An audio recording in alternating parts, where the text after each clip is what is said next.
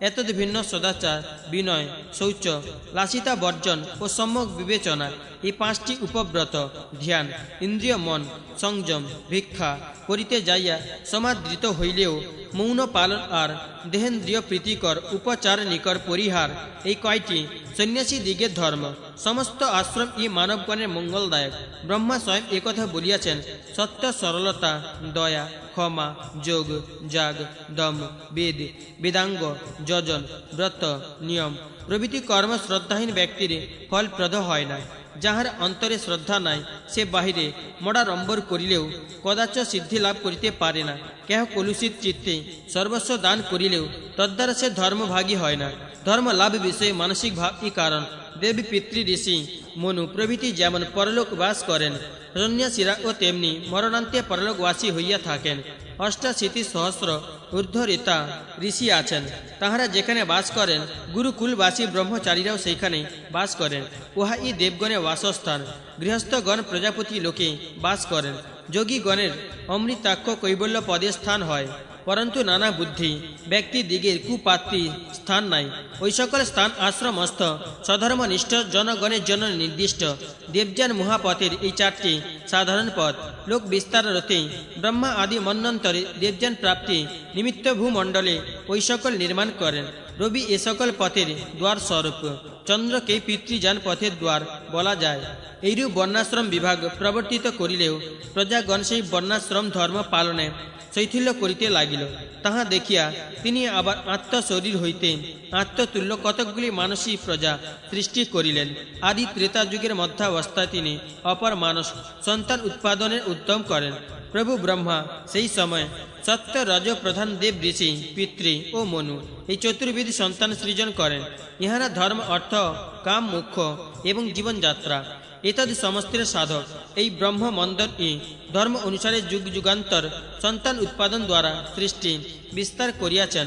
স্বয়ম্ভু নির্মিত সেই প্রজা ধর্মের পূর্ণ প্রভাবকালে সকলেই নানা রূপ মানসিক অভিধ্যান করিতে লাগিল। আমি পূর্বে বলিয়াছি যে অতীত কল্পে যাহারা জনলোকে ছিলেন তাহারা এই কল্পে উক্ত দেবাদি রূপে জন্ম পরিগ্রহ করেন। ব্রহ্মা ধ্যান করিতে থাকিলে এইরূপ প্রজা সৃষ্টি হয়। কি প্রথম, কি চরম, সকল মন্বন্তরে সুকর্ম, কুকর্ম, সুখ দুঃখ, খ্যাতি, প্রকৃপত্তি, রূপ গুণাদি সকল বিষয় এক প্রকার হইয়া থাকে। প্রাণীগণে কর্মফল অবশেষ থাকিলে জন্মগ্রহণ করিতে হয়। তাহারা দেব, অসুর, পিতৃ, পশু, পক্ষী, সরীসৃপ, বৃক্ষ, নারকী, কীট প্রভৃতি নানাভাবে প্রাদুর্ভূত হয়। ভগবান ব্রহ্মা আত্মসৃষ্ট প্রজাবর্গের সুখ স্বাচ্ছন্দ্য বিধানার্থ এই সকল ব্যবস্থা করিলেন। অষ্টম অধ্যায় সমাপ্ত। নবম অধ্যায় প্রারম্ভ। সুত কহিলেন, ভগবান ব্রহ্মা অভিধ্যান করিতে থাকিলে তাহারা মানসী প্রজা সকল সমুৎপন্ন হয়। তাহার শরীর হইতে কার্য কারণ সক্ষেত্রজ্ঞ সমূহ প্রাদুর্ভূত হয়। তিনি দেব, অসুর, পিতৃ, মানব এই চৎপব্যের প্রজা সৃজনার্থ জল রাশির মধ্যে আত্মযোগে নিরত হন। তাহাতে সেই স্বয়ম্ভু প্রজাপতির প্রযত্ন সমুৎপন্ন হওয়ার তদীয় জঘন প্রদেশ হইতে অনুসরণ জন্মে। বিপ্রগণ প্রাণকেই অসু বলেন। তাহা হইতে জন্মিয়াছে বলিয়া সেই সন্তানগণের নাম হয় অসুর। তদ্দর্শনে তিনি সেই শরীর পরিহার করিলেন। তৎপরিত্যক্ত সেই শরীর সর্বদাই রাত্রিকালে পরিণত হইল। উহা তম বহুল বলিয়া রাত্রি ও ত্রিজামাত্রিকা। সেই জন্য এই স্বয়ম্ভু ব্রহ্মার প্রজাবর্গ রাত্রিকালে তমগুণে সমাবৃত হইয়া পড়ে। দেশের ব্রহ্মা অসুরগণকে দেখিয়া সে শরীর পরিহার পূর্বক অব্যক্ত সত্য বহুল অপর মূর্তি গ্রহণ করিলেন। তিনি সেই মূর্তি গ্রহণান্তে সন্তুষ্ট চিত্তে যোগ নিরত হইলেন। সেই যোগযুক্ত দেবন অর্থাৎ আনন্দ নিরত ব্রহ্মার মুখ হইতে তখন দেবতাগণ সমুৎপন্ন হইলেন। ব্রহ্মার দেবন যুক্ত অবস্থায় প্রাদুর্ভূত হওয়ায় উহারা দেব শব্দে প্রসিদ্ধ হয়। দিব্য ধাতুর অর্থ ক্রীড়া। দেবনযুক্ত শরীরের জন্ম হেতু উহারা দেবতা পদবাচ্য দেবেশ ব্রহ্মা দেবগণকে সৃষ্টি করিয়া সে দেহ ত্যাগান্ত অপর দেহ ধারণ করিলেন। তিনি দেহ ত্যাগ করিলে তাহা সদ্যই দিবারূপে পরিণত হইল। সেই জন্য দেবগণ কর্মানুষ্ঠানার্থ দিবার উপাসনা করেন। তারপর দেব ব্রহ্মা সত্য মাত্রাত্মক অপর শরীর পরিগ্রহ করিয়া পিতৃবৎ সস্নেহভাবে পুত্রগণের বিষয় চিন্তা করিতে লাগিলেন। পরে পক্ষদ্বয় সহ দিবারাত্রি মধ্যভাগে পিতৃগণকে সৃজন করিলেন। এই জন্য সেই দেবগণে পিতৃ সংজ্ঞা হইল। আর তাহাদিগের পুত্রত্ব ও সেই নিমিত্ত ব্রহ্মা তৎপর যে শরীরে পিতৃগণকে ও সৃজন করিয়াছিলেন, সেই শরীর পরিহার করিলে উহা সদ্যই সন্ধ্যা রূপে পরিণত হইল। তখন দিবা দেবগণের, রাত্রি অসুরগণের ও তার এতদু ভয় মধ্যবর্তী গরিয়সী সন্ধ্যা পিতৃগণের প্রীতি সাধনী হইল। তদ্বধি দেব, অসুর, ঋষি, মনু সকলে সব প্রণিধানে ব্রহ্মার সেই তৃতীয় তনুর উপাসনা করিতে লাগিলেন। অনন্তর ব্রহ্মা রজগুণাত্মিকা শরীরান্তর পরিগ্রহ করিলেন। সেই রজবহুল দেহে তিনি অপর কতকগুলি মানস সন্তান উৎপাদন করিলেন। মন হইতে জন্ম বলিয়া সেই সকল সন্তান মানস নামে অভিহিত হয়। ব্রহ্মা সেই সন্তানগণকে দেখিয়া সেই শরীর ও পরিত্যাগ করিলে উহা ও তৎক্ষণাৎ জ্যোৎস্না রূপ প্রাপ্ত হইল। সেই জন্য প্রজাবর্গ জ্যোৎস্না প্রাদুর্ভাবে হৃষ্ট হইয়া থাকে। ব্রহ্মা এই প্রকারে শরীর দিবারাত্রি সন্ধ্যা ও জ্যোৎস্না আকারে পরিণত হয়। জ্যোৎস্না, সন্ধ্যা ও দিবা এই তিনটি সত্য গুণাত্মক রাত্রি তমগুণ বহুল এবং ত্রিজাম সমন্বিত। ব্রহ্মার দিব্য শরীরের মুখ হইতে সম্ভূত হওয়া দেবগণ সতত হৃষ্টচেতা দিবাতে জন্ম বলিয়া তাহারা দিবা ভাগে সমধিক বলবান হয়েন। প্রভু ব্রহ্মা রাত্রিকালে জঘন প্রদেশ হইতে সৃষ্টি করিয়াছিলেন বলিয়া রাত্রিজাত অসুরগণ রাত্রিকালে সমধিক বীর্যবান ও অসহ্য বিক্রম হইয়া তাকে দেব, অসুর, পিতৃ, মনু প্রভৃতির ভূত ভবিষ্যৎ সকল মন্বন্তরে এইবারে সমুৎপত্তি হয়। রাত্রি, দিবা, সন্ধ্যা, জ্যোৎস্না ইহারা ও এই রূপে প্রাদুর্ভাব প্রাপ্ত হইয়া থাকে। সেই একার্ণব জল রাশিতে ইহার আভাসিত হওয়ার তদাবধি অম্ভস শব্দ জলের বাচক হয়। ভা ধাতু ব্যাপ্তি ও দীপ্তি বাচক। উহা হইতে পূর্বোক্ত প্রজাগণ ভা যুক্ত হইয়াছিল বলিয়া উহার নাম অম্ভ। মনীষীগণ এইরূপ বলেন, প্রজাপতি এইরূপ সংজ্ঞা করিয়াছিল। এই অম্ভ দর্শনে তিনি অপর নানাবিধে দেব, দানব, মানব পিতৃগণের সৃজন করেন। ব্রহ্মা সে শরীর ও পরিহারপূর্বক অন্ধকারে ক্ষুধাবিষ্ট অবস্থায় রজস্তম বহুল মূর্তি পরিগ্রহ করিয়া পুনরায় যাহাদিগকে সৃষ্টি করিলেন, তাহারা ক্ষুধাবিষ্ট হইয়া জন্মিল এবং তখনই ব্রহ্মাকে গ্রাস করিতে উদ্যত হইল। তন্মধ্যে যাহারা বলিল যে সেই জলরাশি রক্ষা করিব, সেই সকল নিশাচর ক্রোধহত্যা দিগের মধ্যে রাক্ষস নামে প্রসিদ্ধ হয়। আর যাহারা বলিল যে এই জলরাশি খাইয়া ফেলিব, সেই ক্রূর কর্মা গুজ্জকগণ যক্ষ নামে খ্যাত হয়। রক্ষ ধাতু পালনার্থক, তাহা হইতে রাক্ষস শব্দ নিষ্পন্ন। ক্ষী ধাতু ক্ষয়ার্থক, এতৎ সামনার্থ। যক্ষ ধাতু হইতে যক্ষ শব্দ বুৎপাদিত।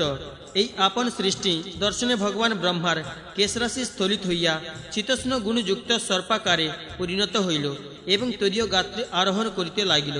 ব্রহ্মার মস্তক হইতে ইহারা হীন হইয়া অসমর্পণ অর্থাৎ গমন করিয়াছিল এবং ইহারা বালাত্ম অর্থাৎ ফলল্য ভাব এজন্য হীনত্ব হেতু অপি, সর্পণ হেতু সর্প, বাল্যত্ব হেতু বাল এবং পণ্যত্ব অর্থাৎ রূপান্তর প্রাপ্তিত্ব হেতু পণ্যগ শব্দে অভিহিত হইল। পৃথিবী গর্ভে চন্দ্র সূর্যের কিরণ প্রবেশ না হয় এমন স্থলে ইহাদিগের বাসস্থান নির্দিষ্ট হইল। এই সময়ে ব্রহ্মার যে সুদার অগ্নিতুল্য ক্রোধ জন্মে, তাহা সহজাত সর্পগণে আবিষ্ট হওয়ার সর্প সকল বিস্ফূর্ণ হয়। ব্রহ্মা সর্প সকলকে দেখিয়া ক্রুদ্ধ হইলেন এবং তখন ক্রোধপরায়ণ কপিল বর্ণভূত ও পিশাচ সৃষ্টি করিলেন। উহারা ভূমণ্ডল আবৃত প্রায় করিল বলিয়া ভূত এবং পিসিতে অর্থাৎ মাংস ভক্ষণ করিত বলিয়া পিশাচ নামে খ্যাত হয়। অতঃপর গন্ধর্বগণ জন্মে, ইহারা জন্মি আই তদীয় গো অর্থাৎ তেজ পান করিতে থাকে। এই জন্য পানার্থক যে ধে ধাতু হইতে নিষ্পন্ন গন্ধর্ব শব্দ উহাদের বাচক হইয়াছে। এই অষ্টবিধ দেবজনী সৃষ্ট হইলে প্রভু ব্রহ্মা স্বচ্ছন্দ মনে বয়স হইতে বয়সসমূহ সৃজন করেন। উহারা ছাদন ক্র বলিয়া ছন্দ এবং বয়স হইতে সৃষ্ট বলিয়া বয় পদবাচ্য ব্রহ্মা শূন্যাবলোকনে পক্ষীগণ সৃষ্টি করেন। তাহারা মুখ হইতে অজ এবং বক্ষ হইতে বয়স সকল উৎপন্ন হয়। ব্রহ্মা উদর পার্শ্বদ্বয় হইতে গোসকল নির্মাণ করেন। তাহারা পদদ্বয় হইতে অশ্ব, হস্তি, সরভ, গয়ব, মৃগ, উষ্ট্র, অশ্বতর প্রভৃতি পশু সমস্ত সমুদ্ভূত হয়। তাহারা রোম হইতে ঔষধি, ফল ও মূলাদি জন্মে। প্রভু ব্রহ্মা আদি কল্পীয় ত্রেতা যুগের প্রাককালে এইরূপ পশু ও ঔষধি সৃজন পূর্বক যজ্ঞ কর্মে নিয়োগ করিলেন। গো, অজ, পুরুষ, মেষ, অশ্ব, অশ্বতর, গন্ধর্ভ ইহারা গ্রাম্য পশু। অরণ্য পশুর কথা শ্রবণ করুন। সাপপদ, দীক্ষুর, হস্তি, বানর, পক্ষী, উন্দক ও সরীসৃপ, ইহার আর্ণ পশু, গায়ক, বরুণ, ত্রিবৃত, অগ্নিষ্ঠ এই সকল যজ্ঞ শ্রেষ্ঠ তাহারা পূর্ব মুখ হইতে প্রাদুর্ভূত হয়। ছন্দ সকল ত্রৈষ্টুব কর্ম, স্তোম, পঞ্চদশ, বৃহৎসাম, উকত এই সকল তাহারা দক্ষিণ মুখ হইতে। সাম জগদীশ ছন্দের সপ্তাদশবিধ প্রকারভেদ বৈরূপ্য অতিরাত্র এ সকল পশ্চিম মুখ হইতে। আর একবিংশ প্রকার অথর্ব, অপ্তজাম, অনুষ্টুভ, বৈরাজ এ সকল উত্তর মুখ হইতে সৃষ্ট করেন। প্রভু ব্রহ্মা কল্পের আদিকালে বিদ্যুৎ, অশনি মেঘ, নব বৈচিত্র্য, ইন্দ্রধনু এ সকল সৃষ্টি করিয়াছিলেন। প্রজা সৃষ্টি প্রবৃত্ত প্রজাপতির গাত্র হইতে ক্ষুদ্র বৃহৎ প্রাণীবর্গ প্রাদুর্ভূত হয়। তিনি প্রথম দেবাসুর পিতৃ প্রমুখ চতুর্বিধ প্রজা সৃজনান্তে স্থাবর চরাদি অপরাপর সমস্ত উৎপাদন করেন। যক্ষ, পিশাচ, গন্ধর্ব, অপ্সরা, নর, কিন্নর, রক্ষ, পক্ষী, পশু, মৃগ, উরগ, অব্যয়, ব্যয়, স্থাবর, জঙ্গম সমস্ত পদার্থই প্রথম কল্পীয় প্রথম সৃষ্টিতে যে কেমন কর্ম সংযুক্ত হইয়াছিল, অপরাপর সকল জন্মে তদনুরূপ কর্ম সমন্বিত হইয়া থাকে। সেই কর্ম বাসনা অনুসারে তাহাদিগের পৃথক পৃথক প্রবৃত্তি জন্মে। এই জন্য তাহারা হিংস্র, অহিংস্র, মৃদু, ক্রূর, ধর্ম, অধর্ম, সত্য, অনিত্যাদি বিবিধ কর্মে নিরত হয়। বিধাতা স্বয়ং ই মহাভূতের নানাত্ব এবং মূর্ত ইন্দ্রিয়ানার্থ নিচয়ের ব্যবহার রীতি বিহিত করিয়াছেন। হে বিপ্রগণ, কোন মানব কর্ম কেহ পুরুষাকার, কেহ বা দৈব অপরের স্বভাবকেই কর্মফলদায়ক বলিয়া নিরূপণ করেন। পরন্তু পুরুষাকার কর্ম ও দৈব ইহারা প্রত্যেকেই স্বভাব বসে ফল সাধক। ইহা দিগের মধ্যে ন্যূনাতিরিক্ত ভাব নাই, প্রত্যেকেই তুল্য প্রাধান্য সম্পন্ন। কোন কর্ম ইহা দিগের একের দ্বারা সম্পন্ন হয় এমন বলা যায় না। এতত্ত্ব এমনই যে কর্ম সাধন সমূহের একত্ব ইত্যাদি ভেদ করিয়া নির্বাচন করা যায় না। এজন্য সত্যস্থ ব্রহ্মনিষ্ঠগণ বিষয়সমূহ কর্মস্থ বলিয়া নির্দেশ করেন। মহেশ্বর ব্রহ্মা কল্পাদিকালে বেদ বচন হইতেই ভূতসমূহের নাম, রূপ ও কর্মাদি নির্মাণ করিয়াছেন। রাত্রির অবসানে দিবায় প্রারম্ভকালে ভগবান ব্রহ্মা পূর্ব দিবসীয় বেদ বচন সমূহ প্রকাশ করেন এবং ঋষিগণের ও পূর্ব দিবসীয় নাম সকল প্রচার করেন। বিভিন্ন ঋতুকালে যেমন ঋতুচিহ্ন সমূহ বিবিধাকারে পরিব্যাপ্ত হয়, তদ্রূপ বিভিন্ন যুগে ভাবসমূহ ও বিবিধাকারে প্রকাশিত হয়। অব্যক্ত জন্মা ব্রহ্মা সর্বরীর অবসানে মানসী সিদ্ধি আশ্রয়পূর্বক প্রতিদিন এইরূপ সৃষ্টি কর্মে প্রবৃত্ত হয়েন। প্রতিদিন এই প্রকার স্থাবর জঙ্গম সৃষ্টি করেন। পরে সেই সমস্ত প্রজা বৃদ্ধি পাইতেছে না দেখিয়া তিনি ভৃগু, পুলস্ত, পুলহ, ত্রতু, অঙ্গিরা, মরিচি, দক্ষ, অত্রি ও বশিষ্ঠ এই 10 জন মানসপুত্র সৃজন করেন। ইহারা নব ব্রাহ্মণ শব্দে পুরাণ শাস্ত্রে বিখ্যাত। ইহারা সকলে ব্রহ্মবাদী ও ব্রহ্মচর্য নিষ্ঠ হইলেন। তদ্দর্শনে ব্রহ্মা ক্রোধবশে রোষ পরবশ রুদ্রকে সৃষ্টি করিলেন। পরে তিনি সংকল্প ও ধর্মকে সৃষ্টি করেন। ব্রহ্মা সর্বাগ্রে সনন্দন, সনক, সনাতন ও সনত কুমার নামক ব্রহ্মনিষ্ঠ আত্মসমপুত্র সকল সমুৎপাদন করেন। কিন্তু ইহারা সংসারে আসক্ত হইলেন না। তাহারা নিরপেক্ষ, জিতেন্দ্রিয়, বিতরাগ, বিমৎসর ও ভবিষ্য জ্ঞান সম্পন্ন। ভগবান পরমেষ্টি হিরণ্য গর্ভ সেই পুত্রগণ নিরপেক্ষ ব্রহ্মনিষ্ঠ হইল দেখিয়া ক্রুদ্ধ চিত্তে চিন্তান্বিত হইলেন। তাহার ক্রোধ হইতে তখন সূর্য সম তেজপুঞ্জ কলিবর অর্ধ স্ত্রী অর্ধ পুরুষ মূর্তি আবির্ভূত হইল। হইয়া ব্রহ্মাকে কহিল, সমস্ত তেজময় হইয়াছে, আদিত্য তুল্য তেজস্বী আত্মাকে বিভক্ত কর। এই বলিয়া সেই মূর্তি অন্তর্হিত হইল। ভগবান ব্রহ্মা এইরূপ উক্ত হইয়া আপনাকে 2 ভাগে বিভক্ত করিয়া এক স্ত্রী ও এক পুরুষ রূপ পরিগ্রহ করিলেন। সেই অর্ধ পুরুষ মূর্তিকে আবার তিনি 11 ভাগে বিভক্ত করিলেন এবং তাহাদিগকে কহিলেন যে, হে মহাত্মাগণ, তোমরা জগতের হিত বিধানার্থ সৃষ্টি বিস্তার এবং সৃষ্ট প্রজাবর্গের মঙ্গলকর ব্যবস্থা প্রণয়নের জন্য অনলস ভাবে যত্নপরায়ণ হও। তাহারা এই কথা শুনিয়া রোদন সহকারে দ্রবণ অর্থাৎ ছুটাছুটি করিতে লাগিল। এই জন্য উহারা রুদ্র নামে প্রসিদ্ধ হয়। সেই রুদ্রগণ এই সমগ্র চরাচর সৃষ্টি প্রপঞ্চ ব্যাপ্ত করিয়া বিরাজমান গণেশ্বর রুদ্রগণ সকলে সৃষ্ট অপরাপর সর্বাপেক্ষা সমাধিক বিক্রান্ত এবং অযুতু নাগসম বলবান। আমি পূর্বে বলিয়াছি যে ব্রহ্মার মুখ হইতে দক্ষিণার্ধে শুক্ল বর্ণা ও বামাক্ষে কৃষ্ণ বর্ণা শঙ্করার্থ শরীরিণী এক মহাভাগা দেবী প্রাদুর্ভূত হয়েন। সেই দেবীকে ভগবান ব্রহ্মা দেহ বিভাগ করিতে কহিলে তিনি দুই ভাগে বিভক্ত হইলেন। তাহার এক মূর্তি শুক্ল আর অপর মূর্তি কৃষ্ণ বর্ণ হইল। হে দ্বিজগণ, সে দেবীর নাম বলিতেছি, শ্রবণ করুন। স্বাহা, সধা, মহাবিদ্যা, মেধা, লক্ষ্মী, সরস্বতী, অপর্ণা, একপর্ণা, পাটলা, উমা, হৈমবতী, ষষ্ঠী, কল্যাণী, খ্যাতি, প্রজা, মহাভাগা ও গৌরী। এবং এই আর্যার দেহে ই পৃথক পৃথক দেহ ধারণপূর্বক সৃষ্টি ব্যাপ্ত করিয়াছেন। সংক্ষেপে তাহার অপর নাম সকল কীর্তন করিতেছি। প্রকৃতি নিয়তি রৌদ্রী, দুর্গা, উদ্রা, প্রমাথিনী, কালরাত্রি, মহামায়া, রেবতা ও ভুনায়িকা। দ্বাপর আদি যুগে দেবী যে সকল নামে খ্যাতিলাভ করেন তাহা শ্রবণ করুন। গৌতমী, কৌশিকী, আর্যা, চণ্ডী, কাত্যায়নী, সতী, কুমারী, যাদবী, বরদা, কৃষ্ণ পিংলা, বর্হিধ্বজা, সুরধরা, পরম ব্রহ্মচারিণী, মাহেন্দ্রী, ইন্দ্রভাগিনী, বৃষকন্যা, এক বাসসী, অপরাজিতা, বহুভুজা, প্রগলভা, সিংহবাহিনী, একাংনংসা, দৈত্যহনী, মায়া, মহিষমর্দিনী, অমোঘা, বিন্ধনিলয়া, বিক্রান্তা ও গণনায়িকা, এই সমস্তই সেই দেবীর নাম ভেদ। হে মুনিবর, তোমার নিকট যথাক্রমে কথিত ভদ্রকালী এই সকল নাম যে সকল মানব পাঠ করে তাহা দিগের কদাচ পরাভাব ঘটে না।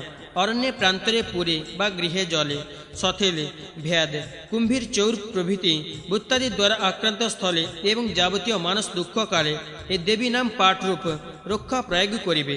বালগ্রহ ভূত পুতনা ও মাতৃকাদিকৃত দোষ ঘটিলে বালক দিগের জন্য এই রক্ষা প্রয়োগ করিবে। প্রজ্ঞা ও শ্রী এই দুই মূর্তি হইতে সহস্র সহস্র মূর্তি সমুদ্ভূত হইয়া জগৎ ব্যাপ্ত করিয়াছে। সেই দেবী কল্পাদিকালে প্রথমে ব্যবসায় ভূত সুখকর ধর্ম ও সংকল্প সৃজন করেন।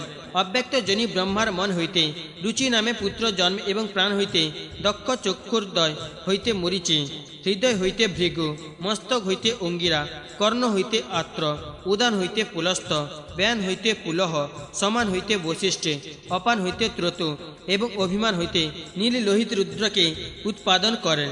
এই দ্বাদশ পুত্র ব্রহ্মার মানস সন্তান। ইহা দিগের মধ্যে ভৃগু প্রভৃতি 9 জন পুরাতন গৃহস্থ তাহারাই প্রথমে ধর্মকে প্রবর্তিত করেন। রুদ্রের সহিত এই 12 জন ব্রহ্মনন্দন লোকিত বিধানার্থ নিয়ম নিয়ত প্রবৃত্ত রিভু এ সনত কুমার এই 2 জন সকলেরই পূর্বে সমুৎপন্ন হইয়াছেন। ইহারা উভয়ে ঊর্ধ্বরেতা প্রথম কল্পের অবসানে লোকহিতাভিলাষা এই 2 মহাত্মা আত্মতেজ সংযম পূর্বক বৈরাজ লোকে যাইয়া অবস্থান করেন। মহাতেজস্বী মহাযোগী সেই ব্রহ্মর্ষিদ্বয় আত্মাকে আত্মার সমাধান পূর্বক প্রজাবর্গের ধর্ম ও কামসমূহ সাধন করিয়া থাকেন। তাহারা যেমন জন্মিয়াছেন তেমনই আছেন বলিয়া তাহাদিগকে কুমার ও সনত কুমার শব্দে অভিহিত করা হয়। এই 12 ব্রহ্ম তনয়ের বংশ বৃদ্ধি পাইয়া দিব্য দেব গুণান্বিত ক্রিয়াযুক্ত প্রজা সমন্বিত ও মহর্ষি গুণালঙ্কৃত হইয়া পড়িল। ব্রহ্মা সৃষ্টি কার্যে প্রবৃত্ত হইলে মহান হইতে বিশেষ পর্যন্ত প্রাকৃত বিকারসমূহ হইতে চন্দ্র সূর্য আলোক অন্ধকার গ্রহ নক্ষত্র নদী সমুদ্র পর্বত বিবিধাকারপুর সুপ্রীত জনপদাদি সমন্বিত জগৎ প্রপঞ্চ প্রবর্তিত হইয়াছে। ব্রহ্মা সেই অব্যক্ত ব্রহ্ম বন মধ্যে রাত্রিকাল অতিবাহিত করিয়া থাকেন। সেই ব্রহ্ম বৃক্ষ অব্যক্ত বীজোৎপন্ন অব্যক্তা অনুগ্রহে ই সমুদ্ভূত বুদ্ধি উহার স্কন্ধ ইন্দ্রিয়গণ উহার কোটর মহাভূত সমুদয় উহার শাখা প্রশাখা বিশেষ তত্ত্ব সমুদয় ই উহার পত্র ধর্ম উহার সুপুষ্প সুখ দুঃখই উহার ফল এবং ওই সনাতন বৃক্ষই সর্বভূতের উপজীব্য। এই ব্রহ্ম বৃক্ষই ব্রহ্মবনের কারণ অব্যক্ত নিত্য অথচ সদাত্মক। এই প্রাকৃত স্বর্গ ব্রহ্মার অনুগ্রহ স্বর্গ নামে প্রসিদ্ধ। বৈকৃত মুখ্য স্বর্গ 6টি, উহা বুদ্ধিপূর্বক বিরচিত। এই সকল অভিমানী স্বর্গ অভিমানী ব্রহ্মার কালত্রয়ে ই প্রবর্তিত হয়। উহারা পরস্পরের কারণ, ইহা পণ্ডিতগণের অভিমত। সেই ব্রহ্ম বৃক্ষে সমান আকার সমানচারী 2টি পক্ষী বাস করে, পরন্তু তাহাদিগের একটি সেই বৃক্ষ তত্ত্ব পরিজ্ঞাত আছে, অপরটি সে তত্ত্ব কিছুই অবগত নহে। বিপ্রগণ ঊর্ধ্বলোকে যাহার মস্তক, নভমণ্ডলকে নাভি, চন্দ্র সূর্যকে নেত্র, দিক সকলকে কর্ণদ্বয় এবং ভূমিকে পদদ্বয় বলিয়া বর্ণনা করেন। সেই সর্বভূত প্রসূতি অচিন্তাত্মা ভগবানের মুখ হইতে ব্রাহ্মণ, বক্ষস্থল হইতে ক্ষত্রিয়, উরু হইতে বৈশ্য এবং পদদ্বয় হইতে শূদ্রগণ, এইরূপে গাত্র হইতে সর্ববর্ণের এই সৃষ্টি হইয়াছে। মহেশ্বর অব্যক্তের ও পরবর্তী অব্যক্ত হইতে অণ্ডের উৎপত্তি, অণ্ড হইতে ব্রহ্মার জন্ম, ব্রহ্মাই এই সচরাচর ত্রিলোক্যের স্রষ্টা। নবম অধ্যায় সমাপ্ত। দশম অধ্যায় প্রারম্ভ। সুত কহিলেন, লোককর্তা ব্রহ্মা এই প্রকার সমস্ত প্রজা সৃজন করিলেও সেই প্রজাগণ বিধি নির্দিষ্ট পথে প্রবৃত্ত হইল না দেখিয়া ব্রহ্মা তমগুণে আচ্ছন্ন হইয়া দুঃখিত মনে চিন্তা করিতে কর্তব্য নির্ণয়পূর্বক আপনাতে নিয়ামিকা তামসী শক্তি সৃষ্টি করিলেন। প্রজাগণ রাজস ভাব সমূহ পরাজিত করিয়া সকলে সত্য গুণাবলম্বী হইল দেখিয়া তিনি দুঃখ শোকে সমমিষ্ট হইলেন। পরে তিনি সেই তমভাব পরিহারপূর্বক রজগুণাবলম্বন করিলে সেই রজগুণ তদীয় তমগুণকে আবরণ করিল। সেই পরিত্যক্ত তমগুণ হইতে একটি মিথুন জন্মে। ব্রহ্মার চরণ হইতে অধর্ম এবং শোক হইতে হিংসা সমুৎপন্ন হয়। ইহাতে ব্রহ্মা প্রীতিপ্রাপ্ত হইলেন। অনন্তর ব্রহ্মা তদীয় মলিন দেহ পরিহার করিলেন। তিনি নিজ দেহ বিভাগপূর্বক অর্ধাংশ দ্বারা পুরুষ এবং অপর অর্ধাংশ দ্বারা এক নারী মূর্তি ধারণ করেন। সেই রমণীর নাম শতরূপা। ইনি প্রাকৃত ভূতধাত্রী। ইনি নিজ মহিমায় ভূতল নবস্থল ব্যাপ্ত করিয়াছেন।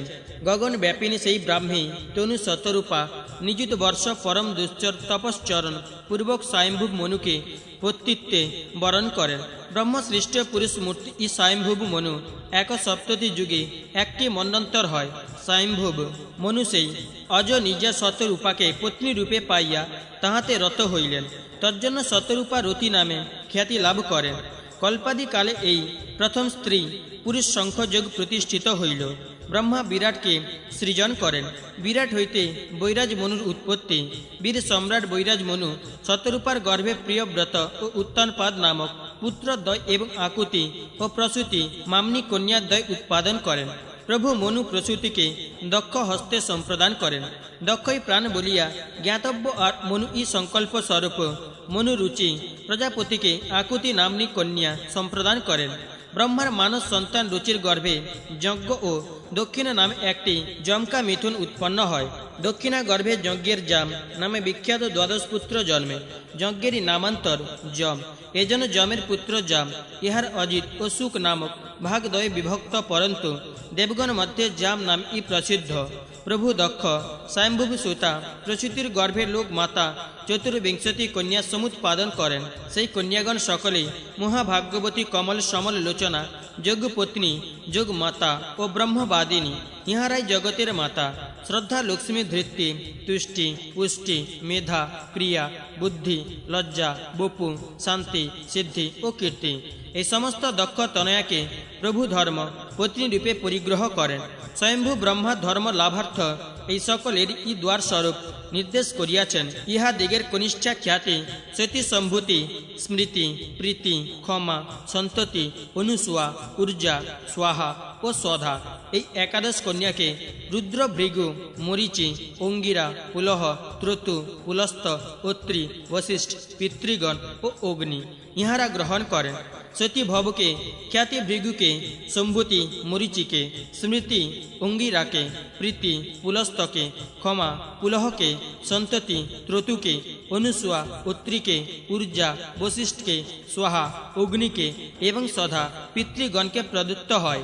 ইহা দিগের সন্তান বীরগণ বলিতেছে, এই মহাভাগা বুদ্ধিমতী দক্ষ কন্যাগণ সকলে প্রলয়কাল পর্যন্ত সকল মন্বন্তরে সদাচার সমূহ প্রতিপালন করিয়া থাকেন।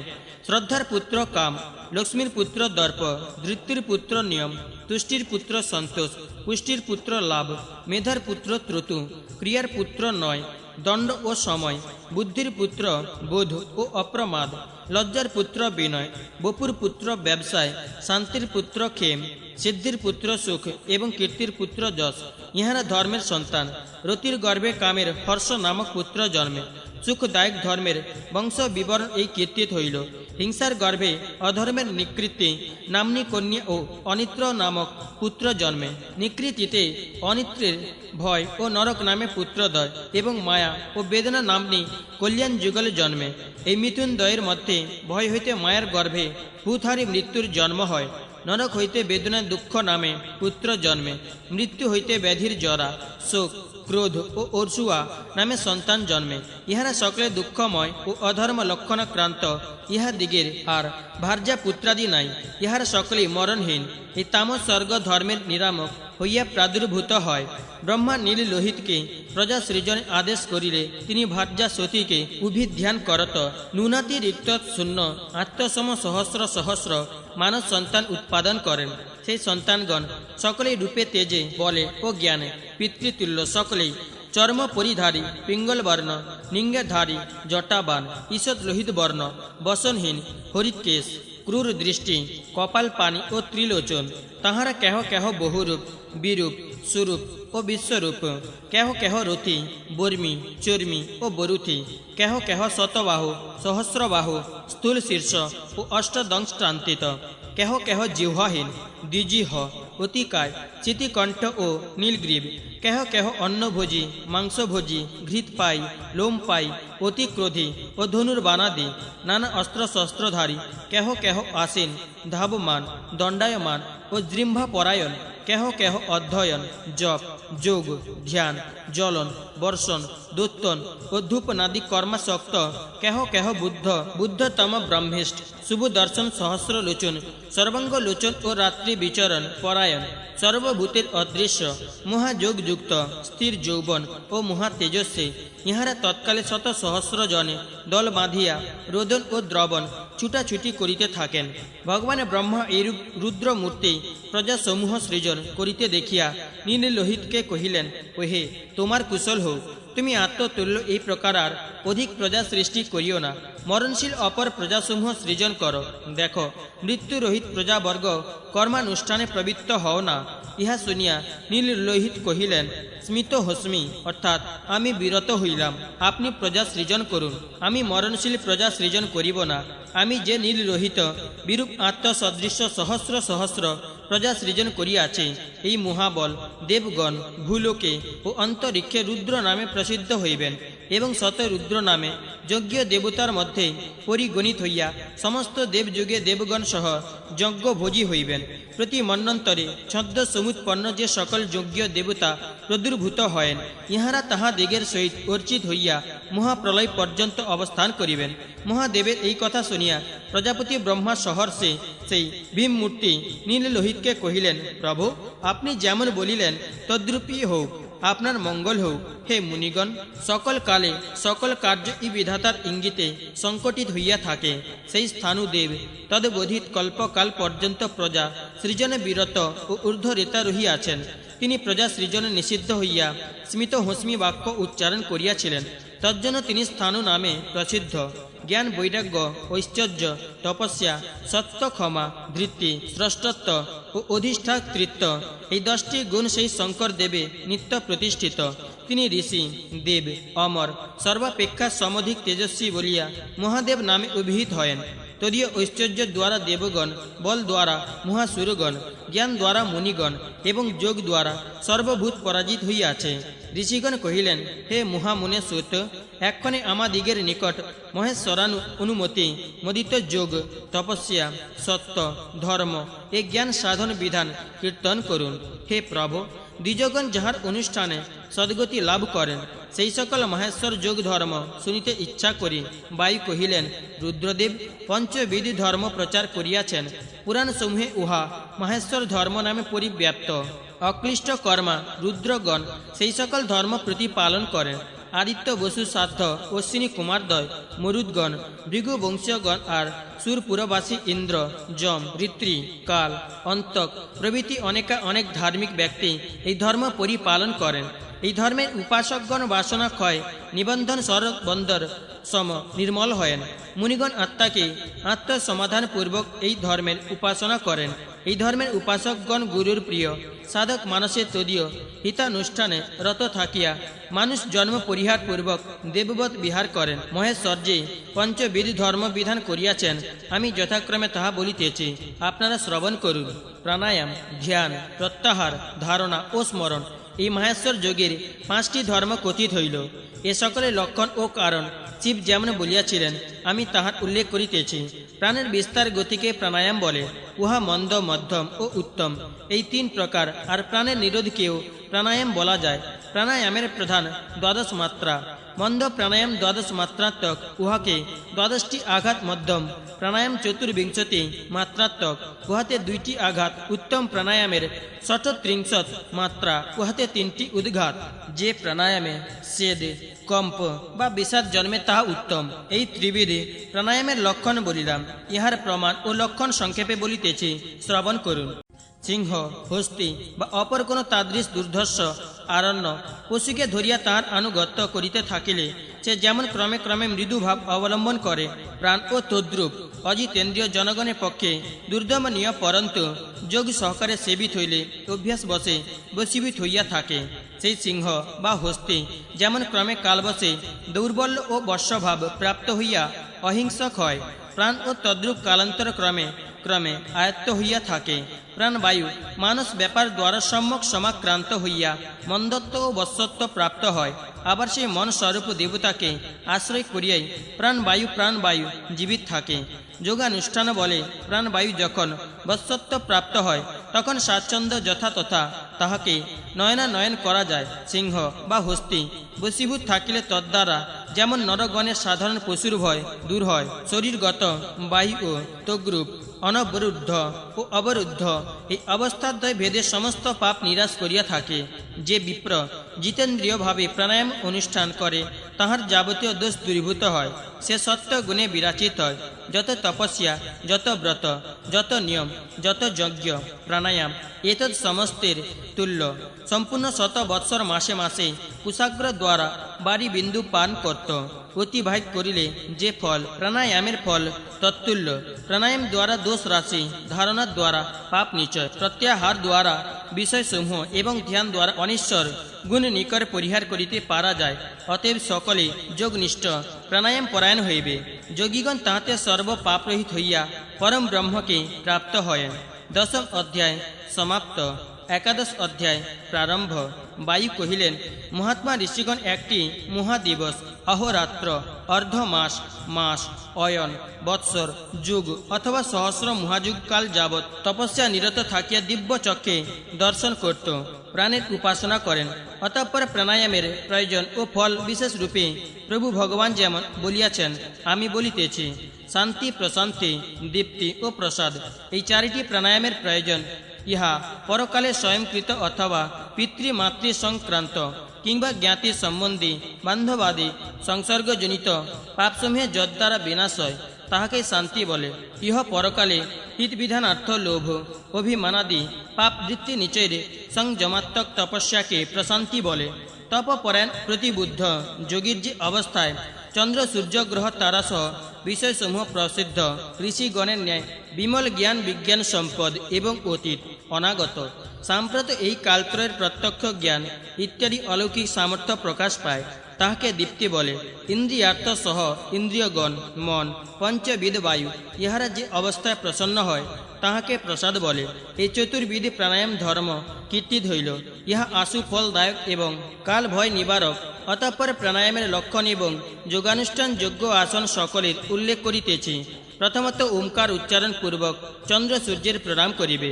পরে স্বস্তিক, পদ্ম, অর্ধ, সমজানু, একজানু, উত্তান, সুস্থির যে কোনো আসন পরিগ্রহ করিয়া সমকায় দৃঢ়াসীন হইয়া এমনভাবে উপবেশন করিবে যেন পদদ্বয় পরস্পর সংযুক্ত থাকে, অথবা পাদ পার্শ্বনী যুগল দ্বারা লিঙ্গ ও বৃষণদ্বয় কিঞ্চিত উন্নত রাখিয়া সংবৃত মুখে নিমিলিত নেত্রে উপবেশন করিবে। বক্ষস্থল ঈষদ লিপ্ত করিয়া রাখিবে, ইতস্তত অবলোকন করিবে না। নাসিক গ্রাকেই দৃষ্টি ন্যস্ত রাখিবে। তমগুণকে রজগুণ দ্বারা আবরণ পূর্বক রজগুণকে সত্যগুণ দ্বারা আচ্ছাদন করিবে। পরে সত্য মাত্রে অবস্থান পূর্বক সমাহিত মনে যোগানুষ্ঠানে নিরত হইবে। ইন্দ্রিয়গণ, ইন্দ্রিয়ার্থ সমূহ পঞ্চবায়ু ইহাদিগকে নিগৃহীত করিয়া প্রত্যাহার অভ্যাস করিবে। কুর্ম যেমন তাহার অঙ্গসমূহ আকুঞ্চন করিয়া দেহ মধ্যে লুক্কায়িত করে, যোগী মানব তদ্রূপ বিষয় সমূহ হইতে মনকে প্রত্যাহার পূর্বক আত্মাতেই তাহাকে নিরুদ্ধ করিবে।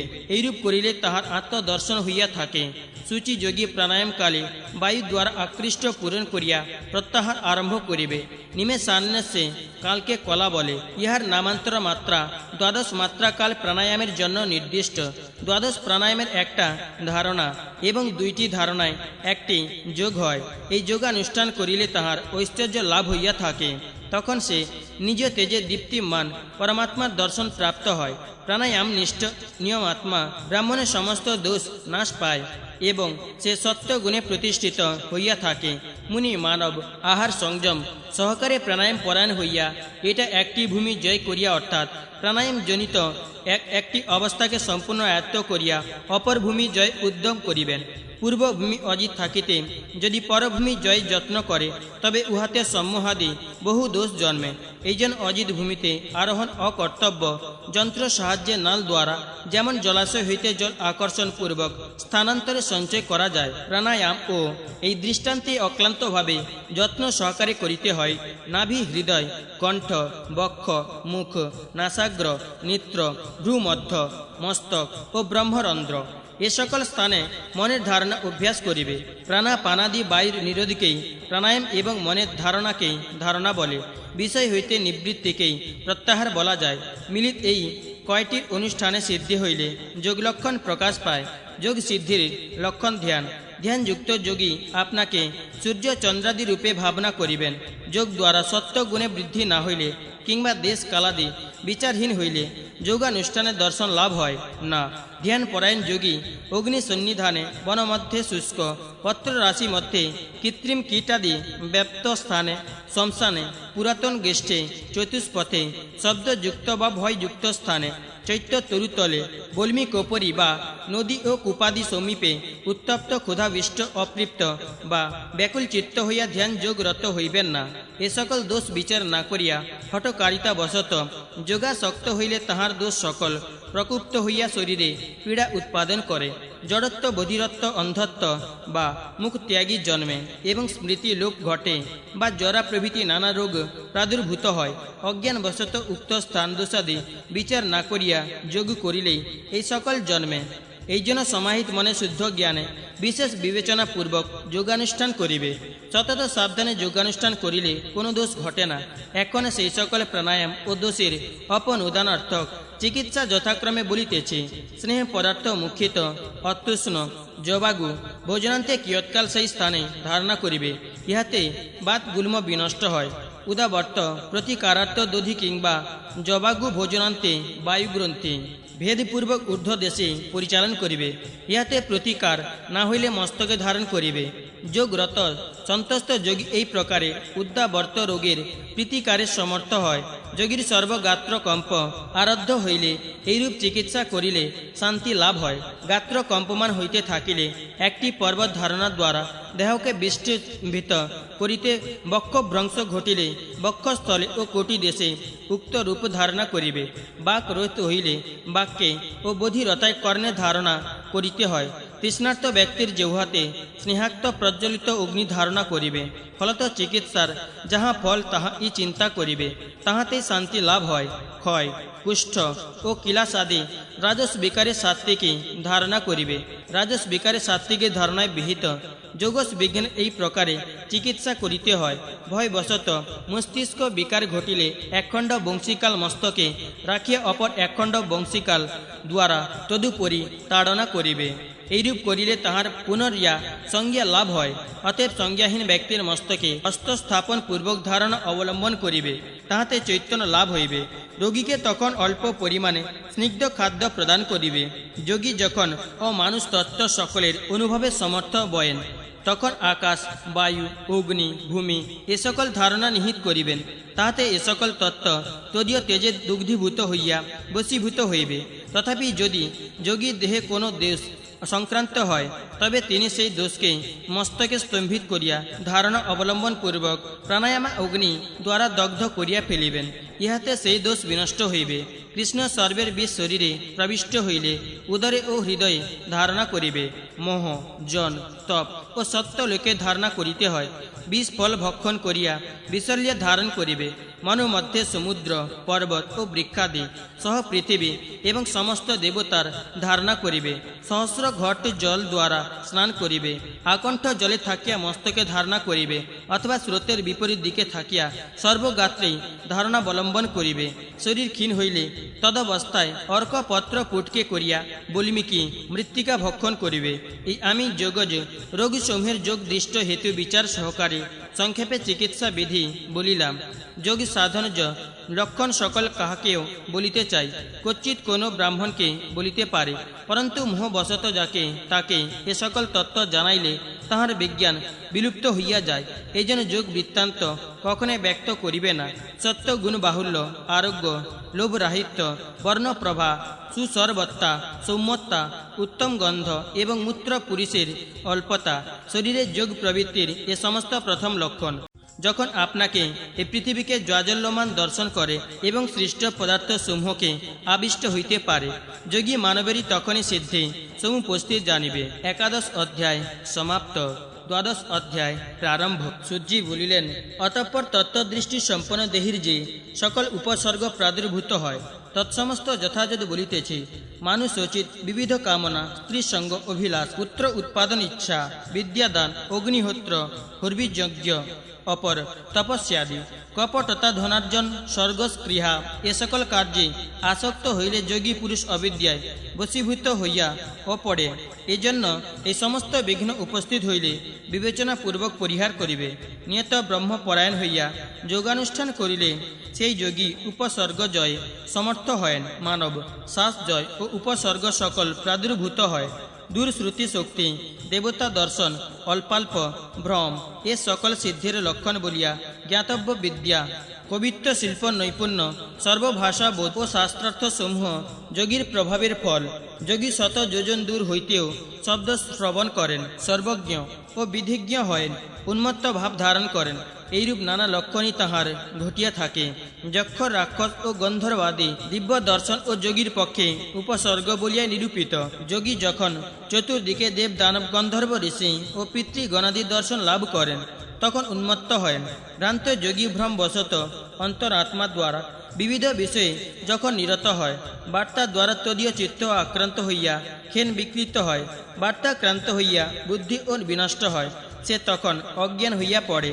এইরূপ হইলে অবিলম্বে মনে মনে শুক্ল কম্বল দ্বারা দেহ সম্মুখ আবৃত করিয়া পরব্রহ্মের ধ্যান করিবে। এই নিমিত্ত বুদ্ধিমান মানব সিদ্ধি কামনায় আত্মদোষ এবং উপসর্গসমূহ পরিত্যাগ করিবেন। ঋষি, দেব, গন্ধর্ব, যক্ষ, উরগ, মহাসুর সকলে উপসর্গযুক্ত হইয়া পুনরাবর্তিত হয়। অতএব যোগী ব্যক্তি অম্বু আহারে জিতেন্দ্রীয় ভাবে নিদ্রাজয় করত মস্তকে সূক্ষ্ম বিষয়ের ধারণা করিবেন। ইহার পর সেই জিতন নিদ্রা যোগীর প্রাণ নামক অপর উপসর্গ সকল প্রাদুর্ভূত হয়।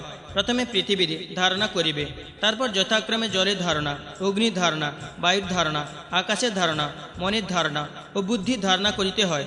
যত্ন সহকার এই সকলে ধারণা করিবে এবং সিদ্ধি লক্ষণ দেখিয়া একটি পরিত্যাগ করিবে। পৃথ্বী ধারণা করিলে তৎশরীরে সূক্ষ্ম রূপে পৃথ্বীতত্ত্ব সংক্রান্ত হয়। যোগী তখন নিয়ত আপনাকে পৃথ্বীময় মনে করেন এবং তাহার শরীরে উত্তম গন্ধ উপলব্ধ হয়। জলের ধারণায় সূক্ষ্ম জল সংক্রান্ত হয়, তাহাতে তদীয় দেহে অমৃত সমচিত সূক্ষ্ম রস প্রবাহিত হয়, তাহাতে যোগীর আপনাকে তেজময় বলিয়া বোধ হয়। বায়ু ধারণায় বায়ু সূক্ষ্মরূপে সংক্রান্ত হয়, তাহাতে যোগী আপনাকে বায়ুময় বোধ করেন এবং বায়ুমণ্ডলে বিচরণ করিতে পারেন। আকাশ ধারণা করিলে সূক্ষ্ম আকাশ সংক্রান্ত হয়, তাহাতে যোগী শব্দ সম্পন্ন হয়েন এবং তাহার সূক্ষ্ম মণ্ডল দর্শন হইয়া থাকে। মনের ধারণায় সূক্ষ্ম মন সঞ্চার হয়, এই জন্য যোগী সর্বভূতের মন মধ্যে আত্মমন নিবেশ সমর্থ হয়েন। আর বুদ্ধি ধারণার দ্বারা যোগী সমস্ত তত্ত্ববোধে সমর্থ হয়েন। যে যোগী এই সপ্ত সূক্ষ্ম তত্ত্ব পরিজ্ঞাত হইয়াও তুচ্ছ বোধে পরিহার করে, তিনি বুদ্ধি গুণে পরম তত্ত্ব প্রাপ্ত হয়েন। যোগী মানব ঐশ্বর্য লক্ষণ যে কোনো ভূতে আসক্ত হইলেই তাহার বিনাশ নিশ্চিত। অতএব যে দ্বিজ সূক্ষ্ম পরস্পর সংযুক্ত ভূতসমূহ পরিহার করেন, তিনি ই পরমপদ প্রাপ্ত হয়েন। এইরূপ দেখা গিয়াছে যে দিব্য চক্ষু মহাত্মা ঋষিগণ ও সূক্ষ্ম ভাবসমূহে সমাশক্তি হেতু দোষ প্রাপ্তি হইয়াছেন। অতএব সূক্ষ্মভূত সমূহে একান্ত আস্থাবান হইবে না। ঐশ্বর্য হইতে অনুরাগ জন্মে, কিন্তু ব্রহ্ম রাগহীন। এজন্য সপ্ত সূক্ষ্ম তত্ত্ব এবং ষড়ঙ্গ মহেশ্বরকে জানিয়া যিনি প্রকৃতি নিয়োগ কৌশলে পারদর্শী হইতে পারেন, তিনি সেই পরব্রহ্মকে প্রাপ্ত হয়েন। বিধি তত্ত্বাভিজ্ঞ ব্যক্তবর্গ বিভু মহেশ্বরের 6টি অঙ্গ নির্বাচন করেন, যথা সর্বজ্ঞতা, তৃপ্তি, অনাদি, বুদ্ধি, স্বতন্ত্রতা, নিয়ত, স্বপ্রকাশ, শক্তিমত্তা এবং অনন্ত শক্তিত্ব। পরম ব্রহ্মকে পরম ধন জ্ঞান নিয়ত যোগ মুক্ত হইলে যোগী যোগোপসর্গ হইতে বিমুক্ত হয়েন। যাহার শ্বাস ও উপসর্গ বিজিত হইয়াছে, তাহার সর্ব কাম সাধনী একটিমাত্র ধারণায় বিহিত। যোগী যেখানে যেখানে মনঃসমাধানপূর্বক ধারণা অবলম্বন করেন, তিনি কখন ত্রিলোক্যকে কম্পিত করিতে পারেন, কখন বা দেহ ছাড়িয়া দেহান্তরে ও প্রবেশে সক্ষম হয়েন। সকল যোগের ই মন দ্বারস্বরূপ। আদিত্যকে ও যোগের দ্বার রূপে নির্দেশ করা যায়। ইন্দ্রিয় আদান করেন, অর্থাৎ ইন্দ্রিয় বৃত্তি নিচয় আকর্ষণ করেন বলিয়া আদিত্য নাম নিরক্ত হইয়াছে। যোগী বিষয় শক্তি রহিত ও সূক্ষ্ম তত্ত্বে সহস্রব বর্জিত হইয়া এই বিধান অনুমত যোগানুষ্ঠানে রত হইলে প্রকৃতিকে অতিক্রম করিয়া রুদ্রলোকে সসম্মানে বাস করিতে পারে। ঐশ্বর্য গুণোৎপত্তি হইলে যোগী ব্রহ্মভূত হয়েন, তখন তাহার নিগ্রহানুগ্রহ শক্তি দৃষ্ট হয়। তদ অবস্থায় তিনি দেবস্থান সমূহেও আর ধারণা করিবেন না। তখন তিনি স্বকীয় পৈশাচ গুণে, পিশাচ দিগকে রাক্ষস গুণে, রাক্ষসগণকে গন্ধর্ব গুণে, গন্ধর্বকে যক্ষীয় গুণে এবং যক্ষ দিগকে, ঐন্দ্র গুণে ইন্দ্রকে, সৌম্য গুণে সোমকে এবং প্রজাপাত্য গুণে প্রজাপতিকে সাধন করিবেন। যোগী ব্রহ্মগুণে ব্রহ্মাকেও সাধন করিবেন। সেই প্রভু ই সর্বকার্যের প্রবর্তক, তাহাতে একান্ত আসক্ত হইলে উন্মুক্ত হইতে হয়। এই জন্য এই সমস্ত গুণ স্থান বর্জন পূর্বক ব্রহ্ম নিয়ত চিত্তে যোগ সাধনে তমাসক্ত হইলে দ্বিজ যোগী সর্বজ্ঞামী হইতে পারেন। দ্বাদশ অধ্যায় সমাপ্ত। ত্রয়োদশ অধ্যায় প্রারম্ভ। বায়ু কহিলেন, অতঃপর যে সকল যোগ কৌশল দ্বারা সর্বলোক অতিক্রম করা যায়, সেই সকল যজ্ঞৈশ্বর্য বর্ণন করিতেছি। যোগীগণে অষ্টবেদে ঐশ্বর্য প্রসিদ্ধ, আমি যথাক্রমে তৎসমস্ত বলিতেছি, আপনারা শ্রবণ করুন। অনিমা, লঘিমা, মহিমা, প্রাপ্তি, প্রকাম্য, ঈশিত্ব, বসিত্ব ও কামায়া বসেইতা, এই অষ্ট ঐশ্বর্য ইহারাও আবার সাবদ্ধা, নিরবদ্ধ ও সূক্ষ্মভাবে প্রবর্তিত হয়। স্থূল ইন্দ্রিয় মন ও অহংকার, সূক্ষ্ম ইন্দ্রিয় মন বুদ্ধি ও অহংকার, আর সর্বময় আত্মখ্যাতি অষ্ট ঐশ্বর্যের ই হয়। ত্রিবিধ প্রবৃত্তি সূক্ষ্ম ও স্থূল সর্বভূতেই এই অষ্ট ঐশ্বর্য যেভাবে প্রবৃত্ত হয়, প্রভু ব্রহ্মা যেমন বলিয়াছেন, আমি তাহা বলিতেছি। ত্রিলোক্য যত জীব জন্তু আছে, তাহাদিগের সকলের অনিমা যোগীর আয়ত্ত হয়। ত্রিলোক্যগত সর্বভূতের যাহা কিছু দুষ্প্রাপ্ত যোগী যোগ বলে, তৎসমস্তই অনায়াসে প্রাপ্ত হয়। দ্বিতীয় ঐশ্বর্য লঘিমার সাহায্যে যোগী আকাশ অবলম্বনে দ্রুত গমনে সমর্থ হয়। তৃতীয় ঐশ্বর্যের প্রাপ্তির দ্বারা যোগী ত্রিলোকের সর্বপদগার্থ প্রাপ্ত হয়। প্রকাম্য ঐশ্বর্যের ফলে ইচ্ছানুরূপ বিষয়ভোগ করিতে পারেন, কুত্রাপি প্রতিহত হয় না। মহিমা দ্বার এক স্থানে হয়ে থাকিয়াই ত্রিলোকের সর্বত্র সংযুক্ত হইতে পারেন। ঈশিত্ব প্রভাবে ত্রিলোকের বসিত্ব দ্বারা সকলে যোগীর বশতাপন্ন হইয়া থাকে। বসিত্ব ও কামাব সাইতা প্রভাবে যোগীর ইচ্ছা অনুসারে সর্বকাম লাভ ও প্রাণীগণে বশতা ঘটে। ইচ্ছা না থাকিলেও হয় না। শব্দ, স্পর্শ, রূপ, রস, গন্ধ ও মন এই সমস্তই যোগীর ইচ্ছা অনুসারে কখন প্রবর্তিত হয়, কখন হয় না। সেই যোগীর জন্ম, মৃত্যু, ছেদ, ভেদ, দাহ, মোহ, সংযোগ, বিয়োগ, ক্ষয়, ক্ষরণ, খেদ বা বিকার আদি কিছুই নাই। তিনি সর্ব অবস্থায় আপন ইচ্ছা অনুসারে কার্য সম্পাদন করিতে পারেন। গন্ধ, রস, রূপ, স্পর্শ, শব্দ, বর্ণ, স্বর এ সকল তাহার কিছুই নাই। তিনি বিষয়ভোগ করেন বটে, কিন্তু বিষয় লিপ্ত হয় না। পরম সূক্ষ্মের জ্ঞান হইলে অপবর্গ লাভ হয়। সেই অপবর্গ অতীব সূক্ষ্ম। পরম পুরুষ অপবর্গের ও ব্যাপক ব্যাপিত্ব হেতু ই তাহাকে পুরুষ বলা যায়। পুরুষ সূক্ষ্মভাবে পরম ঐশ্বর্যে অবস্থিত। ঐশ্বর্যগত গুণান্তর সর্বাপেক্ষা সূক্ষ্ম। মানব উত্তম যোগ প্রভাবে অনপাই ঐশ্বর্য প্রাপ্ত হইয়া পরে সুসূক্ষ্ম অপবর্গ ব্যাখ্যা পরম পদ লাভ করে। ত্রয়োদশ অধ্যায় সমাপ্ত। চতুর্দশ অধ্যায় প্রারম্ভ। বায়ু কহিলেন, পূর্ব কথিত ব্রহ্মতত্ত্ব জ্ঞান রহিত প্রাণীরা অজ্ঞান বসে রাজস ও তামস কর্ম সমুদয় করিয়া তদ্দৎ গুণে সংযুক্ত হয়। সুকৃত কর্মা জনগণ স্বর্গবাসাদি রূপে তৎফল ভোগ করে এবং তথা হইতে ভ্রষ্ট হইয়া পুনরায় মনুষ্যত্তা প্রাপ্ত হয়।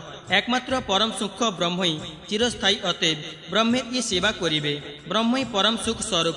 মহাপ্রযত্নে অনেক অর্থ ব্যয় করিয়া বহু পরিশ্রমে যজ্ঞানুষ্ঠান করা হয় বটে, কিন্তু পুনরায় মৃত্যু বশীভূত হইতে হয়। অতএব মোক্ষ ই পরম সুখ। ধ্যান সংযুক্ত ব্রহ্মযজ্ঞ পরায়ণ ব্যক্তি কাহার ও শত মন্বন্তর প্রযত্নেও ব্যাপ্যা হয় না। বিশ্বাক্ষ বিশ্বরূপী বিশ্বপাদ শিরোগ্রীব বিশ্বেষ বিশ্বভাবন বিশ্বগন্ধ বিশ্বমাল্য বিশ্বাম্বরধর প্রভু নিজ কিরণে ভূমণ্ডলের সংযমনকারী নিয়ত গতিমান পরম গতি বরেণ্য মহাত্মা কবি অনুশাসক সূক্ষ্মাপেক্ষা সূক্ষ্ম স্থূলাপেক্ষা স্থূল নিরিন্দ্রিয় দিব্য পুরুষকে যোগী ব্যক্তি প্রত্যক্ষ গোচর করিয়া থাকেন। যোগীগণ যুক্তি বলে সেই চেতনাত্মক নিত্য নির্গুণ চিহ্নহীন পরম পুরুষকে সগুণ স্বর্ণবন সর্বব্যাপী সূচি ও অচল সম প্রকাশমান রূপে দর্শন করেন। সেই এক অতীন্দ্রিয় সুসূক্ষ্ম পরম পুরুষ ভাবনাত্মক তেজ প্রভাবে দীপ্যমান এবং প্রাণীপাদ উদর পার্শ্ব ও জিহ্বাহীন তিনি অচক্ষু হইয়াও দর্শন করেন, অকর্ণ হইয়াও শ্রবণ করেন। ইহার অবুদ্ধ কিছুই নাই, অথচ ইহার বুদ্ধিও নাই। ইনি সকলে ই জানেন, পরন্তু ইহাকে বেদ ও জানেন না। এই সর্বগত অতি সূক্ষ্ম সচেতন মহান পুরুষকেই সর্বাগ্রবর্তী পরম পুরুষ বলে। সকল মুনিগণ তাহাকে সর্বভূত প্রসব ধর্মিনী প্রকৃতি বলিয়া থাকেন। যোগীরা তাহাকে ধ্যান যোগে চিত্ত মধ্যে প্রত্যক্ষ করেন। তাহার পানি পাদ সর্বত্রই ই চক্ষু কর্ণ মুখ ও মস্তক তিনি সমস্ত আবরণপূর্বক অবস্থান করেন। ধ্যান যোগ দ্বারা এই সর্বগত সনাতন সর্বভূতেশ পরম পুরুষকে প্রত্যক্ষ করিলে পুনরায় মোহগ্রস্ত হইতে হয় না। সেই ভূতাত্মা মহাত্মা পরমাত্মা সর্বাত্মা অব্যয় পর ব্রহ্মকে ধ্যান করিলে যোগী কদাচ মোহাচ্ছন্ন হয়েন না। সর্বভূতে বিচরণশীল পবনের ন্যায় সর্বভূতের হৃদয় কাশ পুরে শয়ন করে বলিয়া তাহাকে পুরুষ বলে। ধর্মহীন জীবগণ প্রবিদ্ধ কর্ম বশেষে ব্রহ্মজনিতে শুক্র শনিতে যুক্ত স্ত্রী পুরুষ রূপে পুনঃ পুনঃ জন্মগ্রহণ করিতে থাকে। গর্ভকালে প্রথমত মিলিতে শুক্র শনিভ কল লাকার ধারণ করে, পরে কালবশে তাহা বুদ্ধুদাকার প্রাপ্ত হয়।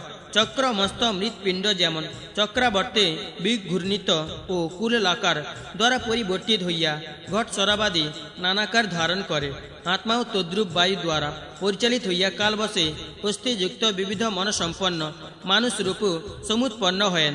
বায়ু সেই সকল আশ্রয় করিয়া থাকে। বায়ু হইতে জলের উৎপত্তি হয়, জল হইতে প্রাণ এবং প্রাণ হইতে শুক্র জন্মে। ত্রয়োত্রিংশ ভাগ রক্ত ও চতুর্দশ ভাগ শুক্র একত্র মিলিত হইয়া সমুদায় অর্ধফল পরিণামে গর্ভাশয়ে নিষিক্ত হইলে তদুৎপন্ন গর্ভ পঞ্চবায়ু দ্বারা আবৃত হয়। ক্রমে পিতৃশরীর অনুসারে তাহার অঙ্গ প্রত্যঙ্গ ও রূপ জন্মে। মাতার ভুক্তপিত দ্রব্যের রস নাভিরন্ধ্র দ্বারা গর্ভস্থ জীবে প্রবিষ্ট হয়, তাহাতেই দেহীগণের প্রাণ ধারণ হইয়া থাকে। গর্ভগত সেই জীব 9 মাস যাবৎ গর্ভনাড়ী দ্বার আপাদ মস্তক সর্বগাত্রে বিপর্যস্তভাবে বেষ্টিত হইয়া অধোমুখে বাস করত। নবমাসান্তে প্রসূত হয়, মরণান্তে পুনরায় পাপ কর্মের ফলে নরক প্রাপ্ত হয়। তদ অবস্থায় পশিপত্র বন ও সলমালি নরকে ছেদ ভেদ শনিত ভোজন নরকে রক্তপান, কোনো কোনো নরকে দুঃসহ ভৎসনা এবং কুম্ভীপাক, নরকে দারুণ যন্ত্রণা ভোগ করিতে হয়। জল যেমন ছিন্ন ভিন্ন হইলেও পুনরায় একীভূত হয়, তদ্রূপ জীবগণ ও ছিন্ন ভিন্ন হইয়াও অবিকৃত শরীরে যাতনা রাশি অনুভব করিতে থাকে। জীব এইভাবে সকৃত কর্মফলে সুখ বা দুঃখ ভোগ করিয়া থাকে। একাকী মৃত্যুপুরে যাইতে হয়, আর একাকী কর্মফল ভোগ করিতে হয়। অতএব সৎকর্ম আচরণ করা সকলেরই কর্তব্য। ইহ লোক হইতে প্রস্থানকালে অপর কেহ ই অনুগমন করে না, কেবলমাত্র কত কর্মসমূহই অনুগমন করিয়া থাকে। পাপীগণ যমরাজ্যে যাইয়া বহুবিধ ঘোরতর মাতনায় ছিন্ন ভিন্ন দেহে বেদনা বসে দান আর্তনাদ সহকারে শুষ্ক হইতে থাকে। কর্ম মন ও বাক্য দ্বারা নিরন্তর যে সকল পাপানুষ্ঠান করা হয় অন্তকালে তাহারে বলপূর্বক পাপীকে যাতনা স্থানে লইয়া যায়। অতএব সৎকর্ম আচরণ করাই কর্তব্য। দেহি পূর্বে যেমন পাপাচরণ করে, পরে তদনুরূপ ষড়বিধি তামস সংসার প্রাপ্ত হইয়া থাকে। মনুষ্য, পশু, মৃগ, পক্ষী, সরীসৃপ ও স্থাবর এইরূপ ক্রমে পরপর নিকৃষ্ট জন্ম প্রাপ্ত হইয়া পাপী জীব পুনরায় মনুষ্যত্ব প্রাপ্ত হয়। এই প্রকারে কুলচক্রের ন্যায় জীবের গতি নিরূপিত মনুষ্যাদি স্থাবরান্ত স্থাম সৃষ্টি স্বর্গে অধিষ্ঠিত ব্রহ্মাতে কেবল সত্য আর স্থাবরে কেবল তম এবং চতুর্দশবিধ সৃষ্টির মধ্যবর্তী সৃষ্টিগুলি রজগুণে পরিব্যাপ্ত। হে বিপ্রগণ, দেহিগণে বিষয় সঙ্গজ ক্লেশে মর্ম সকল ছিন্ন ভিন্ন হয়, তাহারা সর্বদাই দুঃখে মগ্ন হইয়া থাকে। সুতরাং তাহারা আপনা হইতে সেই পরম ব্রহ্মের স্মরণ করিবে কি রূপে? পূর্ব সংস্কার ও ভাবনার ফলে জীব মনুষ্যত্ব লাভ করিয়া থাকে। অতএব নিয়ত সমাধি লাতার্থ যত্ন পরায়ণ হইবে। চতুর্দশ অধ্যায় সমাপ্ত। পঞ্চদশ অধ্যায় প্রারম্ভ। বায়ু বলিলেন, সংসার ভয় ভীত মানব এই চতুর্দশ সংসার মণ্ডল অবগত হইয়া সৎকর্মাচরণে সমাসক্ত হইবে। তাহার ফলে মানবের সংসারে হেয়ত্ব বুদ্ধি জন্মে। তখন যোগ মার্গানুসারে মানব ধ্যান সাধনে তৎপর হইবে। তখন এমন প্রযত্ন সহকারে যোগ ধ্যানাসক্ত হইতে হইবে যে তাহাতে যেন তাহার আত্মদর্শন ঘটে। এই আত্মাই আদ্য পরম জ্যোতি, ইহা এই সংসার পারের অত্যুত্তম সেতু। ইনি বর্ধিত অর্থাৎ প্রকাশমান হইলে জীবের চিরতরে গতা ইতি নিবৃত্ত হয়। অতএব এই বিশ্বত মুখ অগ্নিস্বরূপ সেতুরূপে সর্বভূতের হৃদয়স্থ আত্মাকে বিধানবিদ যোগী সম্যক উপাসনা করিবেন। সূচি ও তদ্গত চিত্ত সাধক হৃদয়স্থ সেই অগ্নিতে যথাবিধি অষ্ট আহুতি হোম করিয়া পরে একবার মাত্র জল প্রসীনপূর্বক মৌনাবলম্বন করত উপাসনা প্রবৃত্ত হইবেন। প্রথম আহুতি প্রাণায় দ্বিতীয়, অপানায় তৃতীয়, সমানায় চতুর্থ, উদানায় পঞ্চম, বেনায় ইহার পর সুহা শব্দ যোগ করিয়া আহুতি দিতে হয়। তারপর যথাকাম শেষান্ন ভোজন করিবে। তারপর পুনরায় একবার জলপান করিবে। 3 বার আচমনান্তে হৃদয় স্পর্শ করিবে। মন্ত্র যথা আত্মাই প্রাণের গ্রন্থি, সর্বসংহারী রুদ্রদেব সেই আত্মা স্বরূপ। তিনি আত্মা ভূত আমার প্রাণ সকলকে পাইত করুন। তুমি দেবগণের জ্যেষ্ঠ, তুমি উগ্র, চতুর এবং ধর্মরূপে বৃষ বাহন, তুমি আমাদিগের মৃত্যু নাশক হও। এই তোমার উদ্দেশ্যে উত্তম হবি হোম করিলাম। এই প্রকারে হৃদয় স্পর্শ করিয়া দক্ষিণ পদাঙ্গষ্ঠ দ্বারা দক্ষিণ হস্ত সমর্পণ করাইয়া নাভি স্পর্শ করিবে। পরে পুনরায় আচমন করিয়া আত্মাকে স্পর্শ করিবে। চক্ষুদ্বয়, নাসিকা, কর্ণদ্বয়, হৃদয় ও মস্তক এই সকল স্পর্শ করিবে। চক্ষুদ্বয়, নাসিকা, কর্ণদ্বয়, হৃদয় ও মস্তক এই সকল স্পর্শ করিতে হয়। প্রাণ ও আপন এই দ্বিবিধ আত্মা, তন্মধ্যে প্রাণ অন্তরাত্মা আর আপন বহিরাত্মা। অন্যই প্রাণ, অন্যই জীবন, অন্য ভাবই মৃত্যু, অন্যই ব্রহ্ম এবং প্রজাসমূহের সৃষ্টিমূল। অন্ন হইতে ভূতসমূহ জন্মে, অন্য স্থিতি হয়। ভূত সমুদয় অন্ন দ্বারা বৃদ্ধি লাভ হয়। এই জন্য ইহার নাম অন্ন। অগ্নিতে সেই অন্ন হত হইলে দেব, দানব, গন্ধর্ব, যক্ষ, পিশাচ সকলে তাহা ভোজন করিয়া থাকে। পঞ্চদশ অধ্যায় সমাপ্ত। ষোড়শ অধ্যায় প্রারম্ভ। বায়ু বলিলেন, অতঃপর আমি শৌচাচারের লক্ষণ বলিতেছি। ইহার অনুষ্ঠানে শুদ্ধ চিত্ত হইয়া লোক দেহান্তে স্বর্গ প্রাপ্ত হইয়া থাকে। শৌচ সমূহের মধ্যে জল দ্বারা শুচি হওয়াই উত্তম। এইরূপ শৌচাচারী মুনি জনই শ্রেষ্ঠ। মুনিগণ এইরূপ শৌচাচারীর প্রশংসা করেন যে মুনি এতাদৃশ শৌচাচারী অপ্রমত্ত থাকেন, তিনি কখন অবসাদ প্রাপ্ত হন না। মান এবং অপমান এই দুটি বিষ ও অমৃত নামে অভিহিত। তন্মধ্যে অপমান বিষ এবং মান অমৃত বলিয়া নির্দিষ্ট। যে মুনি এই সকল বিষয়ে অপ্রমত্ত, তাহার কখন অবসাদ হয় না। গুরুর প্রিয় হিতে নিযুক্ত হইয়া ওই মুনি সংবৎসর যাবৎ বাস করিবেন। ওই সময় যাবতীয় যম ও নিয়ম ব্যাপারে তিনি সর্বদা অপ্রমত্ত থাকিবেন। অনন্তর গুরুত্ব নিকট হইতে উত্তম জ্ঞান ও গমনে অনুজ্ঞা প্রাপ্ত হইয়া ধর্মের অবিরোধ এই পৃথিবী তলে বিচরণ করিবেন। দৃষ্টিপুত পথে গমন করিবেন, বস্ত্রপুত জল পান করিবেন এবং সত্যপুত বাণী বলিবেন। ইহাই ধর্ম অনুশাসন। যোগবিদ ব্যক্তি কদাচ শাস্ত্রে বা যজ্ঞে আতিথ্য স্বীকার করিবেন না। এইরূপে যোগী হিংসা বর্জিত হইয়া থাকেন। ইহা এই শাস্ত্র সিদ্ধান্ত। গৃহস্থের পাকাগ্নি যখন নির্ধূম হইবে, সে অগ্নির অঙ্গার পর্যন্ত নিবিয়া যাবে। গৃহস্থিত সমস্ত জনের আহার ক্রিয়া সমাপ্ত হইবে। মতিমান যোগী তখনই সেই সেই গৃহে ভিক্ষার্থ গমন করিবেন। কিন্তু এইরূপভাবে প্রত্যহ ভিক্ষা করা অবৈধ। ভিক্ষার্থী যোগীকে যাহাতে লোকে অবজ্ঞা করে বা তিরস্কার করে, তিনি এমনইভাবে সাধুসম্মত ধর্ম লঙ্ঘন না করিয়া ভিক্ষাচর্যা করিবেন। যোগী প্রথমত যথোক্ত সদাচার সম্পন্ন গৃহস্থের গৃহে ভিক্ষা করিবেন। তাহার পক্ষে এইরূপ বৃত্তি পরম ও শ্রেষ্ঠ বলিয়া নির্দিষ্ট। দ্বিতীয়ত, শালীন শ্রদ্ধাশীল দান্ত মহাত্মা ক্ষত্রিয় গৃহস্থ মাত্রের নিকটেই তিনি ভিক্ষা করিতে পারেন। অতঃপর অদৃষ্ট এবং অপতিত গৃহস্থের গৃহে ও ভিক্ষা করা যাইতে পারে, পরন্তু হীনবর্ণ গৃহস্থের গৃহে ভিক্ষাচর্যা যোগীর পক্ষে জঘন্য বৃত্ত বলিয়া উল্লিখিত। ভিক্ষা লব্ধ বস্তু যবাগ্য তত্র দুগ্ধ যাবক বিপক ফলমূল পিন্নাক অথবা শক্তি অনুসারে প্রদৌ অন্য যে কিছু সামগ্রী এই সকলই যোগীর ভোজ্য বস্তু বলিয়া নির্দিষ্ট। এই আমি যোগীগণের সিদ্ধি সাধক আহারের বিষয় বলিলাম। এই সকল সিদ্ধ আহারীয় বস্তুর মধ্যে ভিক্ষালব্ধ দ্রব্যই তাহার পক্ষে শ্রেষ্ঠ।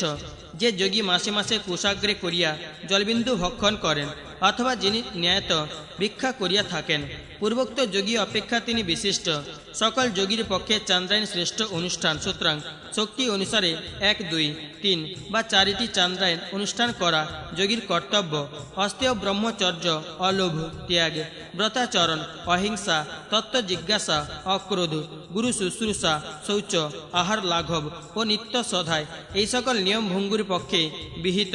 অরণ্যচারী হস্তি যেমন অঙ্কুশাঘাতে নিবারিত ও শান্ত হইয়া মনুষ্য দিগের বশীভূত হয়, তেমনি কর্ম বীজোৎপন্ন গুণময় দেহ কর্মবদ্ধ জীব বিশুদ্ধ জ্ঞানযোগে দগ্ধ বীজ হইয়া নিষ্পাপ ও শান্ত হইয়া থাকে। সে কর্মবন্ধন হইতে মুক্ত হইয়া যুক্ত জীব আখ্যায় অভিহিত হয়। সমুদয় যজ্ঞ ক্রিয়া সমগ্র বেদ আলোচনা তুল্য। যজ্ঞ মধ্যে জপ যজ্ঞ ই জ্ঞানীগণের শ্রেষ্ঠ বলিয়া কথিত। জ্ঞান হইতে সঙ্গ এবং রাগ বর্জিত ধ্যান ই শ্রেষ্ঠ। এইরূপ ধ্যান লাভেই নিত্য বস্তুর উপলব্ধি। শুদ্ধ তত্ত্ব জ্ঞানীগণ বলেন সম দম সত্য অকলম সত্য সর্বভূতে দয়া ও সারল্য এই সকলই অতীন্দ্রিয় জ্ঞানের উৎপাদক। যাহারা সমাধি তৎপর অপ্রমাদী ব্রহ্মনিষ্ঠ সূচি জিতেন্দ্রিয় আত্মরতি সাধু পুরুষ, তাহারাই এই বিমল যোগ প্রাপ্ত হইয়া থাকেন। মহামতি মহর্ষিগণ ও এইরূপেই আনন্দিত ও অমলাশয় হইয়া বিরাজ করেন। ষোড়শ অধ্যায় সমাপ্ত। সপ্তদশ অধ্যায় প্রারম্ভ।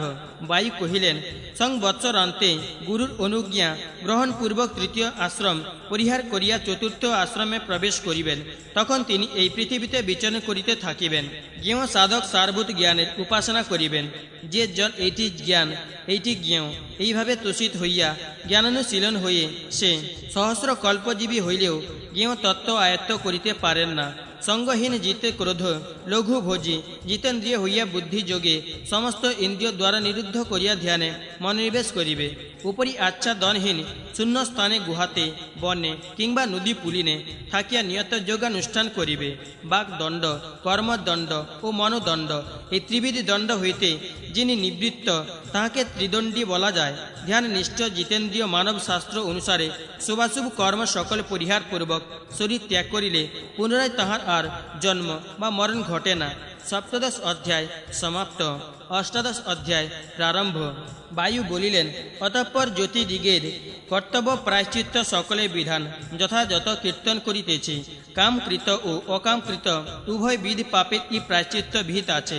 সূক্ষ্ম ধর্ম তত্ত্বজ্ঞগণ এইরূপ বলেন যে পাপ বাক্যজ মনোজ ও কায়জ এই 3 প্রকার। এই ত্রিবিধ পাপকে সমগ্র জগৎ সতত আবদ্ধ কর্মসমূহ বা কর্মবদ্ধ সংসার সত্য নহে। এইরূপ যে শ্রুতি আছে তাহা ক্ষণকাল মাত্র প্রযোজ্য, কারণ আয়ুষ্কাল জীবগণের কর্মায়ত্ত দৃষ্ট হয়। সর্বথা ধীর ও সাবধান হইবে। যোগ ই পরম বল। নরগণের পক্ষে যোগ অপেক্ষা পরম বল অপর কিছুই দেখা যায় না। সেই জন্যই ধার্মিক মনীষীগণ যোগের প্রশংসা করেন। ধীর জনগণ বিদ্যার সাহায্যে অবিদ্যাকে অতিক্রম করিয়া অনুত্তম যজ্ঞের চর্য লাভ করত। পরাপর প্রত্যক্ষ করণান্তে সেই পরম পদে প্রাপ্ত হয়। সন্ন্যাসী দিগের প্রতিপাল্য ব্রত ও উপব্রত সমূহের কোনো একটি যথাযথ প্রতিপালিত না হইলে প্রায়শ্চিত্ত করিতে হয়। কাম বসে স্ত্রী সঙ্গ করিলেও প্রায়শ্চিত্ত ভীত প্রাণায়াম সহ শান্তপন আচরণ করিলে ওই পাপের প্রায়শ্চিত্ত হয়। উক্ত কৃচ্ছ ব্রতাচরণের পর সেই ব্যক্তি নির্দেশ হইয়া পুনরায় স্বীয় আশ্রমে প্রবেশপূর্বক সমাহিতভাবে ভিক্ষাচরণ করিবে। পরিহাস স্থলে মিথ্যা কথা বলায় দোষ নাই। পণ্ডিতেরা এইরূপ বলেন বটে, কিন্তু মিথ্যা প্রসঙ্গই ভয়ঙ্কর, অতএব উহা পরিহারে করা কর্তব্য। অহো, দেবতা ও মুনিগণ হিংসাকে সতত সাধন রূপে সৃষ্টি করিয়াছেন বটে, কিন্তু হিংসা অপেক্ষা অধর্মই নাই, এইরূপ শ্রুতি আছে। ধন লোকের বহির্ভাগস্থ প্রাণস্বরূপ, সুতরাং ধন হরণ করিলে লোকের প্রাণই হরণ করা হয়। এই সকল অপকর্ম করিলে সেই দুষ্টচেতা ভিক্ষুক ব্রতচ্যুত হয়, তখন তাহার শাস্ত্র বিধান অনুসারে সংবৎসর যাবৎ চান্দ্রায়ণ আচরণ করা কর্তব্য, এইরূপ শ্রুতি আছে। পরের বৎসরান্তে নিষ্পাপ হইয়া নির্বেদযুক্ত চিত্তে পুনরায় যথাবিধি আচার প্রতিপালন করিবে। কর্ম, মন ও বাক্যে অহিংসা অবলম্বন করিবে। ভিক্ষু যদি অনিচ্ছায় পশু মৃগাদির হিংসা করেন, তবে কৃচ্ছাতি কৃচ্ছ অথবা চান্দ্রায়ণ অনুষ্ঠান করিবেন। ইন্দ্রিয় দ্রব্যল্য খেতু যদি ব্যক্তি যদি স্ত্রী দর্শনে রেতপাত করেন, তবে তাহার 16 বার প্রাণায়াম করা কর্তব্য। ব্রাহ্মণ যদি দিবাভাগে রেতপাত করে, তবে আহার, ত্রিরাত্র উপবাস ও শত প্রাণায়াম প্রায়শ্চিত্ত। আর রাত্রিকালে রেতপাতে স্নানান্তে সূচিভাবে 12 প্রাণায়াম দ্বারা পাপহীন হইতে হয়। নিরূপকরণ, অন্ন, মধু, মাংস, আম, শ্রাদ্ধ আর প্রত্যক্ষ লবণ, জ্যোতিদিগের এ সমস্ত অবজ্য, এ সকলে এক একটির অতিক্রম করিলে প্রায়শ্চিত্তই হইতে হয়। কৃচ্ছ প্রজাপাত্য আচরণ করিলে উক্ত পাপ বিদূরিত হয়। বাক্য, মন ও কায় জনিত যে কোনরূপ পাপ অনুষ্ঠিত হউক না কেন, সাধুগণ পরস্পর বিবেচনা করিয়া যেরূপ বিধান করিবেন, তদ্রূপ প্রায়শ্চিত্ত করিবে। পরিশুদ্ধ বুদ্ধি, লোষ্ঠ কাঞ্চনে, সম জ্ঞানবান, সর্বভূতে সদয় ব্যবহারী জ্যোতি, শাশ্বত অব্যয় পরম স্থানে গমন করেন, তাহার আর পুনরায় জন্মগ্রহণ করিতে হয় না। অষ্টাদশ অধ্যায় সমাপ্ত। ঊনবিংশ অধ্যায় প্রারম্ভ। বায়ু কহিলেন, অতঃপর অরিষ্ট সমূহের বিষয় বলিতেছি, শ্রবণ করুন। ইহা জ্ঞাত হইলে মানব আপনার ভাবি মৃত্যুকাল অবগত হইতে পারে, যে মানব অরুন্ধতী, ধ্রুব, সোমছায়া, মহাপথ এ সমস্ত দেখিতে পায় না, সে সংবৎসরান্তে আর জীবিত থাকে না। যে জন সূর্যকে রশ্মিহীন আর অগ্নিকে রশ্মিবান দর্শন করে, সে 11 মাসের অধিক কাল বাঁচে না। যদি কেহ প্রত্যক্ষে কিংবা স্বপ্নে মূত্র পুরুষে সুবর্ণ বা রজত বমন করে, সে 10 মাস মাত্র জীবিত থাকে। সম্মুখে বা পৃষ্ঠভাগে ধুলিতে বা কর্দম মধ্যে যাহার পদচিহ্ন খণ্ডিত দৃষ্ট হয়, সে সপ্তম মাসান্তে মৃত্যুগ্রস্ত হয়। যাহার মস্তকে কাক, কপোত বা গৃধ প্রভৃতি মাংসাশী পক্ষী উপবেশন করে, সে 6 মাসের অধিককাল জীবিত থাকে না। যাহাকে বায়ুস্কুল আক্রমণ করে, অথবা যেজন ধূলি বর্ষণ দ্বারা সহসা আক্রান্ত হয়, কিংবা আত্মছায়া বিকৃতাকার দর্শন করে, সে 4-5 মাস মাত্র জীবিত থাকে। যদি মেঘ ব্যতীত দক্ষিণ দিকে বিদ্যুৎ কিংবা জলমধ্যে ইন্দ্রধনু দর্শন করে, তবে 2 বা 3 মাসেই কাল বলিত হইতে হয়। জলে বা আদর্শ তলে যদি আপনাকে দেখিতে না পাও, কিংবা নিজ দেহ মস্তকহীন দেখে, তবে সে 1 মাসের অধিককাল জীবিত থাকে না। যাহার গাত্রে সব গন্ধ কিংবা বসা গন্ধ অনুভূত হয়, তাহার মৃত্যু উপস্থিত। অর্ধ মাস মাত্র জীবিত থাকে। স্নানান্তে যাহার হৃদয় ও পদ শুষ্ক হয়, কিংবা যাহার মস্তক হইতে ধূমোদ্গম ঘটে, সে 10 দিনান্তে মৃত্যু মুখে পাতত হয়। বায়ু প্রকুপিত হইয়া যাহার মর্মস্থান সমূহে যাতনা উৎপাদন করে, এবং জলস্পর্শে যাহার তৃপ্তি না ঘটে, তাহার মৃত্যু সন্নিহিত জানিবে। যদি স্বপ্নে আপনাকে ভল্লুক বানর যোজিত রথারোহণে দক্ষিণ দিকে যাইতে দেখে, তবে তাহার ও মৃত্যু নিকটবর্তী। স্বপ্নে কৃষ্ণ বসনা, কৃষ্ণবর্ণা কামিনী গান করিতে করিতে যাহাকে দক্ষিণ দিকে লইয়া যায়, তাহারও মৃত্যু সন্নিহিত। স্বপ্নে ছিদ্রযুক্ত কৃষ্ণ বস্ত্র পরিধান করিলেও তাহার মৃত্যু আসন্ন জানিবে।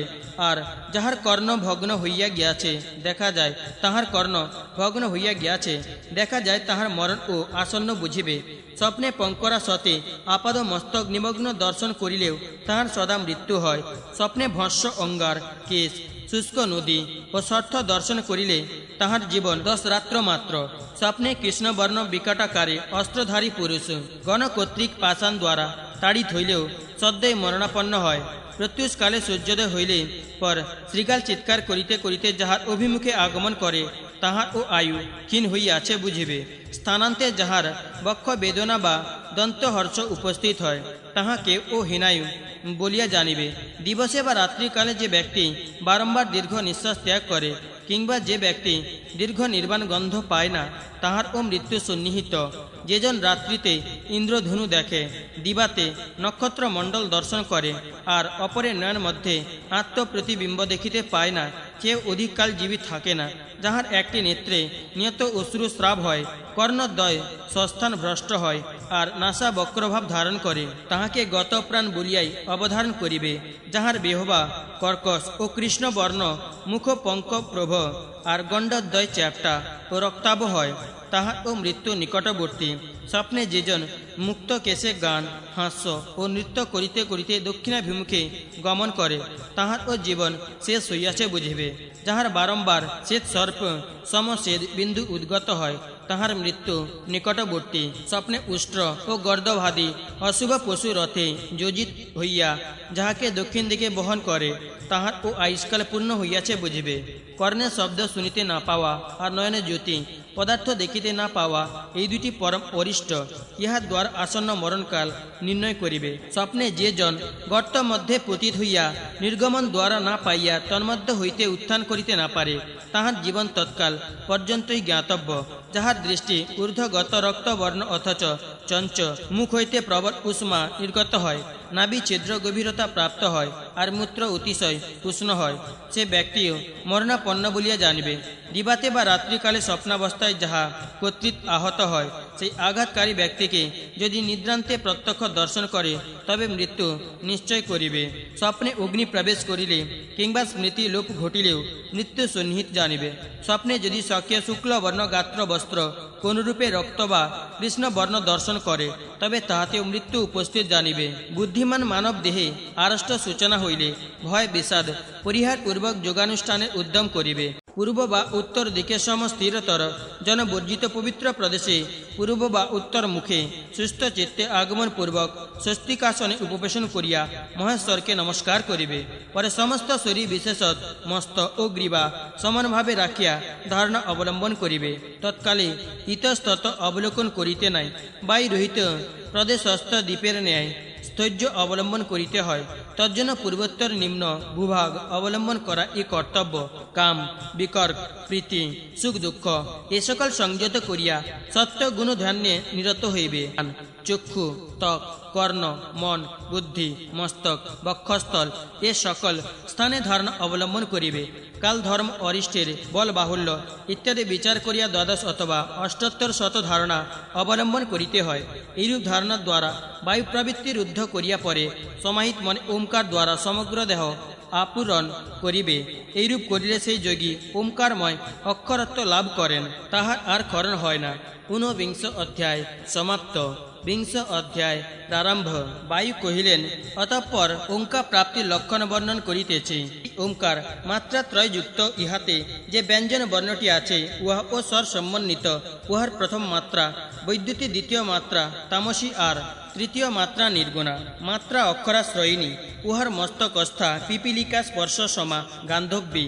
মাত্রা গান্ধার স্বর সংযতি। এই সকল মাত্রাযুক্ত ওমকার প্রযুক্ত হইয়া মস্তকে লয় প্রাপ্ত হইলে যোগী ওমকারময় হইয়া অক্ষরাত্ম লাভ করেন।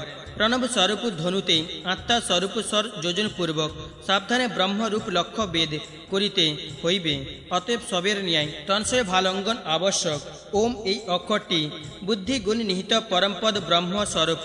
ওম यह ई तीन वेद, तीन लोक, तीन অগ্নি, ঋক, সাম, যজু এই তিন ই বেদ ত্রিবিক্রমের পদ ত্রয় স্বরূপ। প্রকৃতপক্ষে এই ওমকারে চারটি মাত্রা। যোগী উক্ত ওমকার সাধনে নিয়ত হইলে ব্রহ্মস্বলোক লাভ করেন। উহার আকার অক্ষর, উহার স্বরিত এবং মকার প্লুত এই তিনটি মাত্রা অকার ভূলোক, উকার ভুবরলোক, আর ব্যঞ্জন সহিত মকার স্বলোক। সুতরাং ওমকার ত্রিলোকাত্মক। উহার শিরোভাগ চন্দ্রবিন্দু ত্রিবিষ্ট। উহা সমগ্র ব্রহ্মভুবনাত্মক। চন্দ্র রুদ্র লোকানাত্মক, আর বিন্দু শিবস্বরূপ। ইহা মাত্রাহীন। এই সকল বিশেষত্ব অনুসারে ধ্যানে নিরত হইবে। এইভাবেই সে পরম পদের উপাসনা করিতে হয়। নিত্য পদপ্রার্থী যোগী যত্ন সহকারে ওমকারে মাত্রা তত্ত্ব পরিজ্ঞাত হইয়া উপাসনা নিরত হইবেন। ইহার প্রথম মাত্রা হ্রস্ব, দ্বিতীয় মাত্রা দীর্ঘ, তৃতীয় মাত্রা প্লুত। এই তিনটি মাত্রা যথাযথ জানিয়া লইয়া যতদূর সামর্থ্য ধারণা করিবে, ইন্দ্রিয় মন বুদ্ধি ও আত্মা ইহাদিগের সহিত ওই প্রণবকে অষ্টমাত্রা যুক্ত করিয়া সতত ধারণা অভ্যাস করিবে। এই অষ্টমাত্রার বিষয় উপদেশ লাভ করিলে সবিশেষ ফল লাভ হয়। শত বর্ষ যাবৎ প্রতি মাসে এক একটি অশ্বমেধ যাগ করিলেও এই মাত্রা জ্ঞানে যে ফল হয়, অতুল্য ফল লাভ হয় না। মাসে মাসে কুশাগ্র বাড়ি পান করিয়া শত বর্ষ অতিবাহিত করিলেও এই মাত্রা জ্ঞানের তুল্য ফল লাভ হয় না। যজ্ঞ পূর্ত সত্য ভাষণ ও জল মাত্র পান এ সকল কার্য এক মাস যাবৎ করিলেও মাত্রা জ্ঞান সম পুণ্য প্রাপ্তি হয় না। প্রভুর নিমিত্ত জীবন পণ করিয়া যুদ্ধ করিলে যে ফল মাত্রা জ্ঞান তত্তুল্য ফল প্রাপ্তি হয়। মাত্রা জ্ঞানে যে ফল উগ্র তপস্যা বা বহু দক্ষিণাম্বিত যজ্ঞানুষ্ঠান করিলেও তাদৃশ ফল হয় না। সেই প্রণবের অর্ধমাত্রা ও প্লুত মাত্রাটি আবার গৃহস্থ যোগীগণে বিশেষভাবে আশ্রয়হীন। ইহাই ঐশ্বর্য সাধন। ইহার ফলে যোগীরা অষ্টসিদ্ধি আয়ত্ত করিয়া থাকেন। অতএব দ্বিজ ব্যক্তি সেই মাত্রা তত্ত্বের সাধনে সমাসক্ত হইবেন। হে দ্বিজগণ, সূচি দান্ত জিতেন্দ্রিয় যোগী এই প্রণব সাধন দ্বারা আত্মজ্ঞান প্রাপ্ত হইলে তাহার আর কিছুই অপ্রাপ্য থাকে না।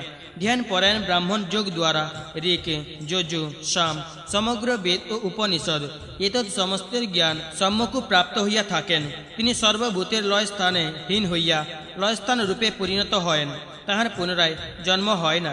তিনি যোগ জনিত উৎক্রমণ বিধানে প্রাণ ত্যাগান্তে শাশ্বত পদ লাভ করেন।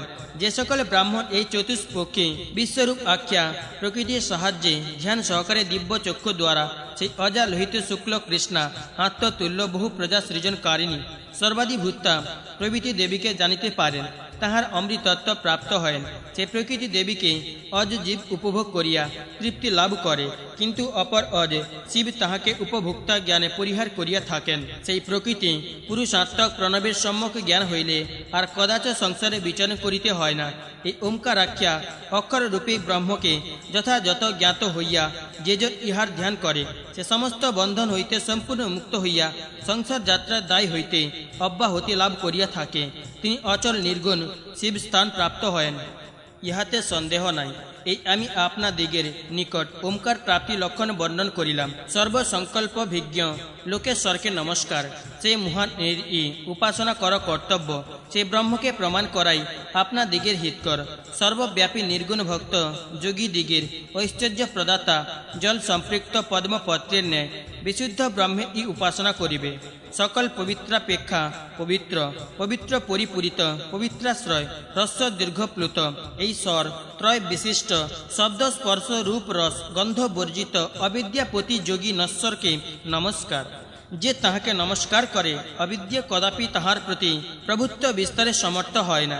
যিনি অন্তরাত্মাকে উন্নত এবং ভূমিকে দৃঢ় করিয়াছেন, যিনি স্বর্গকে শূন্য মার্গে স্তম্ভত করিয়াছেন, যিনি দেবগণ হৃদয় স্বরূপ, সেই পরম পুরুষই বিশ্বরূপ। তাহার প্রাণ প্রাণাদি নাই, উপমাও নাই। সেই ওঙ্কারাখ্যা বিশ্বরূপী রুদ্রই যজ্ঞ বেদ ও নমস্কারাদি রূপে পরিণত হইয়াছেন। সেই যোগাধীশ্বরাধিপতি রুদ্রদেবকে নমস্কার। এই সিদ্ধি প্রদায়ক রুদ্র প্রস্থান প্রাবর্ধান্য সায়ান্নে পাঠ করিলে পবন যেমন বৃন্তচ্যুত করিয়া পক্ষ ফল স্থানান্তরিত করে, রুদ্রকে নমস্কার করিলেও তদ্রূপ প্রাপুঞ্চ দূরীভূত হয়। রুদ্র প্রণতির দ্বারা যেমন সর্বধর্ম ফল পাপ হয়, অন্য কোনো দেবতার প্রণামে তাদৃশ ফল প্রাপ্তি হয় না। অতএব যোগী ত্রিকালে সেই জগৎ বিস্তারকারী মহেশ্বরের উপাসনাক বিষয়ে সবিশেষ যত্নবান হইবেন। সেই প্রভু সর্বকালে সর্বমূলভূত ওমকার স্বরূপ নমস্কার মূর্তি বিষ্ণুকে সেই প্রণব স্তব করেন। প্রণব যজ্ঞকে যজ্ঞ মনকে এবং মন রুদ্রকে স্তব করে। সুতরাং রুদ্রপদ পরম মঙ্গলাস্পদ সমাশ্রয়নীয় যোগী দিগের রহস্যভূত এই সমস্ত তত্ত্ব যে যোগী জ্ঞাত হইয়া ধ্যানস্থ হয়, তাহার পরম পদ প্রাপ্তি হইয়া থাকে। বিংশ অধ্যায় সমাপ্ত। ১বিংশ অধ্যায় প্রারম্ভ। সুত কহিলেন, নৈমিষারণ্যবাসী অগ্নিকল্প ঋষিদিগের মধ্যে সাবর্ণী নাম এক শ্রুতিধর ঋষি ছিলেন। সেই সত্রযাগকারী দিগের সহায়তাকারী বাক্য বিশারদ ঋষি অগ্রবর্তী হইয়া সহকারে মহাদূতি বায়ুকে জিজ্ঞাসা করিলেন। সাবর্ণী কহিলেন, প্রভু, আপনি সর্বদর্শী, আপনার প্রসাদে আমরা বেশ সদৃশ পুরাণ নিবন্ধ কথা সকল যথাযথ শ্রবণ করিতে বাসনা করি।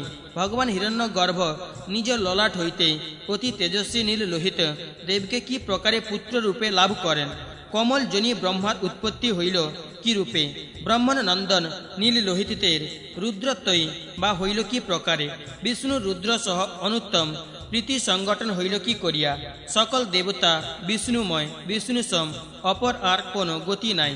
দেবগণ সতত এইরূপ গান করিয়া থাকেন, সেই বিষ্ণু ভবদেবকে নিয়ত প্রণাম করেন কেন? সুত কহিলেন, এই কথা শুনিয়া ভগবান বায়ু সাবর্ণীকে কহিলেন, হে সাধু, আপনি উত্তম প্রশ্ন করিয়াছেন। ব্রহ্মার পুত্র রূপে ভবের জন্মগ্রহণ, পদ্ম হইতে ব্রহ্মার উদ্ভব, শঙ্করের রুদ্রত্ব, বিষ্ণু ও ভবের পরস্পর সম্পৃক্তি বিষ্ণু যে শঙ্করকে প্রণাম করেন, তাহার হেতু এতদ সমস্তই আমি যথাক্রমে সবিস্তরে বর্ণন করিতেছি, শ্রবণ করুন। হে দ্বিজোত্তমগণ, ষষ্ঠ কল্পে শেষ মুন অধিকারকালের অন্তে পাদ্ম নামক সপ্তম কল্প প্রবৃত্ত হয়। বর্তমানকালে 12 কল্প চলিতেছে। সাবর্ণী কহিলেন, এক একটি কল্প কতকালে কি প্রকারে সম্ভূত হয়, আর উহার পরিণাম ইবা কি? আমরা ইহা জানিতে চাই, আপনি ইহা বলুন। বায়ু কহিলেন, মতান্তর সকলের কাল সংখ্যা আমি যথাক্রমে বলিতেছি, আপনারা শ্রবণ করুন। 2,800 কোটি আর 10 কোটি অষ্ট নিযুক্ত ইহা কল্পার্ধের পরিমাণ। ইহার পূর্বভাগ বর্ষ পার মান বলিয়া জ্ঞাতব্য। 108 কোটি 2,90,000 নিযুক্ত ইহা বৈবস্বত মন্বন্তর পর্যন্তের মানুষ পরিমাণ। কল্পার্ধ মানের দ্বিগুণীভূত এই পরিমাণ ই কল্প পরিমাণ। অনাগত সপ্ত কল্পের এইরূপ পরিমাণ ই ঈশ্বরন অনুমোদিত 850 নিযুক্ত 80 চতুর্শীতি প্রযুক্ত কাল যাবৎ সপ্তর্ষি মনু ইন্দ্রাদি দেবতা ইহারা বিদ্যমান থাকেন। এই কালই বর্ষ প্রমাণ। এই মন্বন্তর কালান্তে মনুষ্যগণের অন্ত হয়। প্রণব প্রতিপাদ্য দেবতা, সাধ্য ও বিশ্ব দেবতা ইহারা সকলে নিত্য বলিয়া প্রসিদ্ধ, পরন্তু ইহারা কল্পকালজীবী, বর্তমান কল্প বিরাহ নামে প্রসিদ্ধ। ইহাতে স্বয়ম্ভুবাদী 14 মন আবির্ভূত হয়েন। ঋষিগণ কহিলেন, এই কল্পের নাম বরাহ হইল কেন? সেই দেব বিষ্ণুই বা বরাহ শব্দে কীর্তিত হয়েন কেন? সেই ভগবান বরাহকে, তিনি কিসের উৎপাদক, তাহারই স্বরূপ বা কিরূপ, কেমনে বা তিনি উৎপন্ন হইলেন, ইহা জানিতে বাসনা করি। বায়ু কহিলেন, বরাহ যে নিমিত্ত যেভাবে উৎপন্ন হয়েন, কল্পের নাম বরাহ হইবার কারণ কল্পের স্বরূপ ও বিবৃতি উভয় কল্পের অন্তর। এতৎ সমস্তই যেমন যেমন দেখিয়াছি এবং শুনিয়াছি, তদনুসারে বলিতেছি। সমস্ত সৃষ্টির প্রথমে ভব কল্প, সেই কল্পে আনন্দময় জ্ঞেয় ভগবান এবং দিব্য সম্ভব তদীয় আধার ভূত ব্রহ্মস্থান মাত্রের ই উপলব্ধি ছিল। দ্বিতীয় ভুবকল্প, তৃতীয় তপ কল্প, চতুর্থ ভাবকল্প, পঞ্চম রম্ভকল্প, ষষ্ঠ ঋতুকল্প, সপ্তম ত্রতুকল্প, দশম সাবিত্রীকল্প, একাদশ ভুবকল্প, দ্বাদশ কৌশিককল্প, ত্রয়োদশ কুশিককল্প, চতুর্দশ গন্ধর্বকল্প। এই কল্পে গান্ধার স্বর সমুৎপন্ন হয়। গান্ধার স্বর হইতেই নাদ এবং গন্ধর্বগণ সম্ভূত হয়। হে দ্বিজগণ, পঞ্চদশ কল্প ঋষভ নামক এই কল্পে লোক মনোহর ঋষভ স্বর উৎপন্ন হয়। ষোড়শ কল্প ষড়জ নামক ওই কল্পে ৬০ সংখ্যক প্রসিদ্ধ ঋষি ছিলেন। তাহাদিগের নাম যথা শিশির, বসন্ত, নিদাঘ, বর্ষা, শরৎ ও হেমন্ত। ইহারা ব্রহ্মার মানস সন্তান। ষোড়শ কল্পে ইহারা ষড়জ হইতে উৎপন্ন হয়েন। এই 6 জনের জন্ম হওয়ায় সেই মহেশ্বর ই যেন সদ্য জন্মগ্রহণ করেন। এজন্য সেই সাগর সম গম্ভীর শরীর ষড়জ নাম কল্পিত হয়। অতঃপর সপ্তদশ কল্প মার্জালীয় নামে প্রসিদ্ধ, কারণ সেই কল্পে ব্রহ্মপ্রাপক মার্জালীয় কর্ম সৃষ্ট হইয়াছিল। পরে মধ্যম নামক অষ্টাদশ কল্প, উহাতে মধ্যম নামক দৈবত স্বরাপেক্ষা শ্রেষ্ঠ স্বর প্রাদুর্ভূত হয়। ব্রহ্ম সৃষ্ট লোক মধ্যে সেই স্বর মধ্যম ভাব সমন্বিত। তারপর বৈরাজ নামক 49 কল্প। ওই কল্পে ব্রহ্মনন্দন ভগবান বৈরাজ মনু সমুদ্ভূত হয়েন। বৈরাজ মনুর পুত্র দধীচি প্রজাপতি অতিশয় ধার্মিক, তেজস্বী ও ত্রিদশ গণের প্রধান ছিলেন। একদা তিনি যজন কর্মে ব্যাপৃত হইলে গায়ত্রী দেবী তাহাকে কামনা করেন।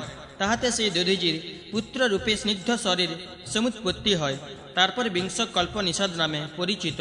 প্রজাপতি সেই স্বয়ম্ভু সঞ্চাত স্বরকে দেখিয়া প্রজা সৃজনে বিরত হইলেন। নিষাদে তখন তপস্যা করিতে বিরত হইলেন।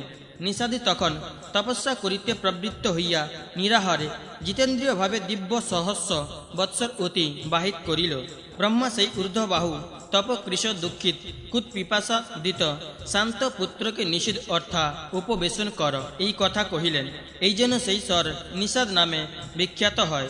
হে দ্বিজগণ, এক বিকল্প পঞ্চম নামে খ্যাত।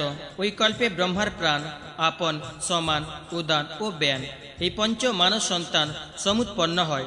ইহারা সদর্থযুক্ত মধুর বাক্যে সেই মহেশ্বরের স্তব করি যাচ্ছিল। স্নিগ্ধ পঞ্চম স্বর উক্ত প্রাণাদি পঞ্চকের সহিত মিলিত হইয়া গান করিয়াছিল বলিয়া সেই কল্পের পঞ্চম নামে প্রসিদ্ধি হইয়াছে।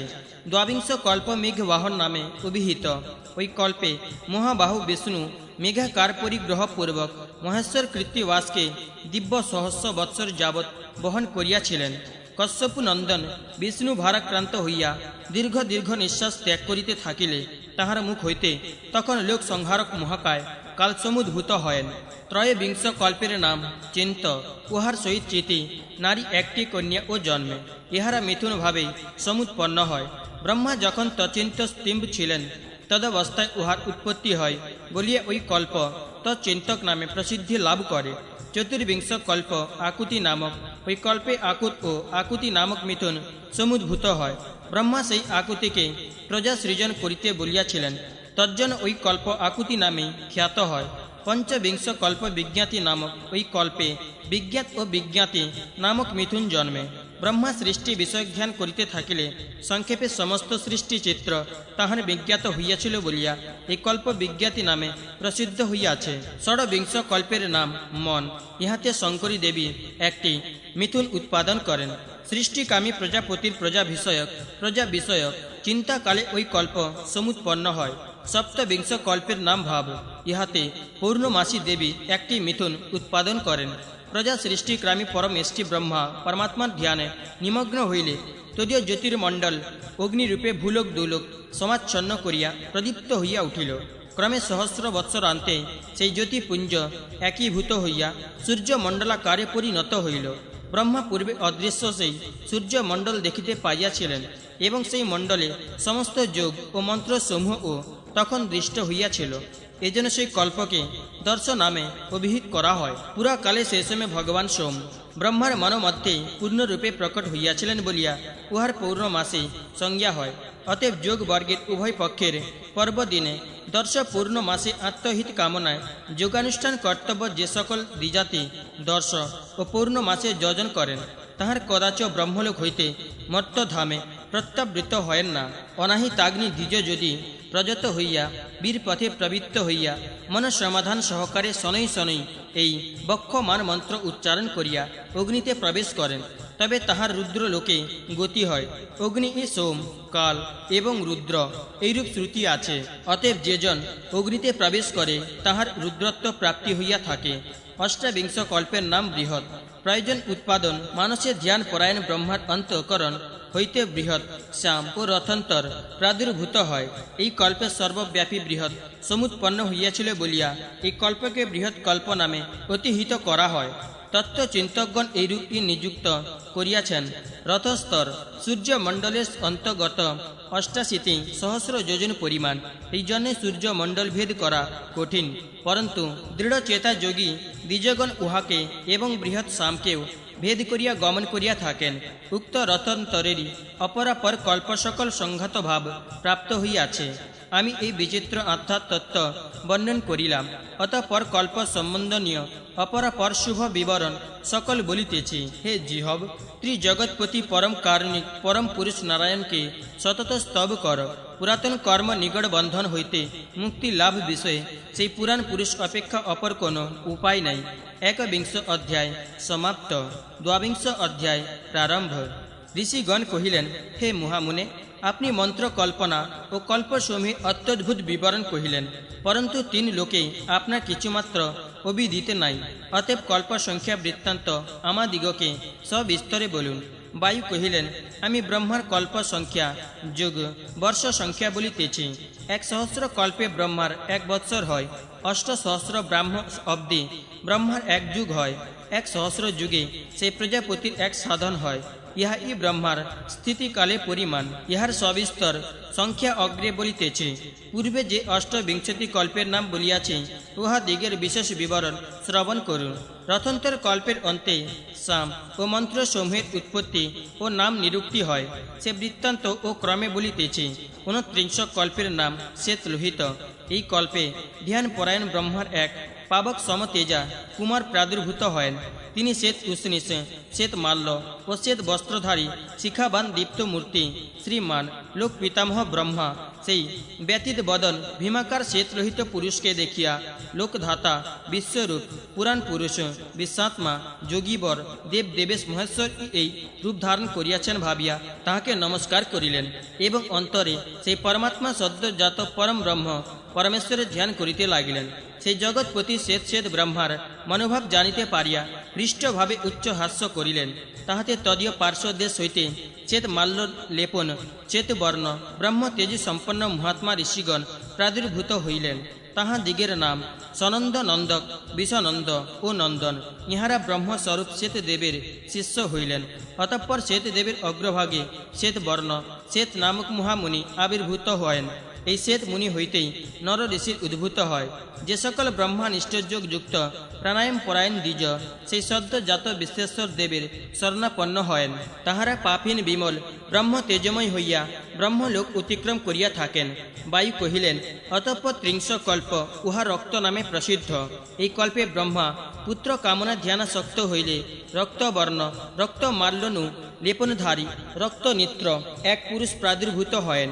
ব্রহ্মা সেই রক্ত কুমারকে দেখিয়া ধ্যান অবলম্বনে তাহাকে বিশ্বেশ্বরী অবতার বোধে বিনম্রভাবে প্রণামান্তে ব্রহ্মাত্মক বামদেবকে চিন্তা করিতে লাগিলেন। পরমেষ্টি ব্রহ্মা এই প্রকারে ধ্যান করিতে থাকিলে মহাদেব প্রীতিযুক্ত চিত্তে সেই পিতামহকে কহিলেন, হে মহাশক্ত মহাতপা সত্যম পিতামহ, তুমি পুত্র কামনায় ধ্যানস্থ হইয়া পরম ভক্তি সহকারে ধ্যান যোগ দ্বারা আমাকে দর্শন করিয়াছ। এজন্য কল্পে কল্পে পরম ধ্যান অবলম্বনে লোকধাতা ঈশ্বররূপী আমাকে জানিতে পারিবে। ভগবান সর্ব এই বলিয়া অষ্টহাস্য করিলেন। তাহাতে মহাত্মা শুদ্ধ বুদ্ধি 4টি কুমার প্রাদুর্ভূত হইলেন। তাহা দিগের নাম বিরজ, বিবাহ, বিশোক ও বিশ্বভাবন। তাহারা বীর, অধ্যবসায়ী, ব্রহ্মপরায়ণ ও সকলে ব্রহ্মার সদৃশ্য। সকলে রক্তবসন পরিধান, রক্তমাল্যনুলেপন, রক্তভস্যে অনুলিপ্তাঙ্গ, রক্তমুখ ও রক্তলোচন। ব্রহ্মপরায়ণ অধ্যবসায়ী বামদেব প্রণীত বিধানে ব্রহ্মারা ধনরত মহাত্মারা অতঃপর সহস্র বৎসর যাবৎ লোকানুগ্রহ কামনায় ও শিষ্য দিগের হিত বিধান মানসে সহস্র শৈব ধর্মের উপদেশ করিয়া পুনরায় সেই মহাদেব রুদ্রদেবে প্রবিষ্ট হয়েন। যে সকল দ্বিজশ্রেষ্ঠ বামদেব মহেশ্বরের উপাসনায় সমাসক্ত হইয়া ভক্তি সহকারে তদেক পরায়ণ চিত্তে যোগানুষ্ঠান দ্বারা সে ঈশ্বর বামদেবের শরণাপন্ন হয়েন, তাহারা পাপ সংস্পর্শ বর্জিত বিমল ব্রহ্ম তেজযুক্ত হইয়া রুদ্রলোকে পুনর্জন্মহীন গতি প্রাপ্ত হয়েন। 22 অধ্যায় সমাপ্ত। 23 অধ্যায় প্রারম্ভ। বায়ু কহিলেন, 31 কল্পের নাম পিতবাসা। এই কল্পের মহাতেজা ব্রহ্মা পিতবর্ণ হইয়াছিলেন। পরমেষ্টি ব্রহ্মা পুত্র কামনায় যখন ধ্যান করিতেছিলেন, সেই সময় তাহার দেহ হইতে এক কুমার প্রাদুর্ভূত হন।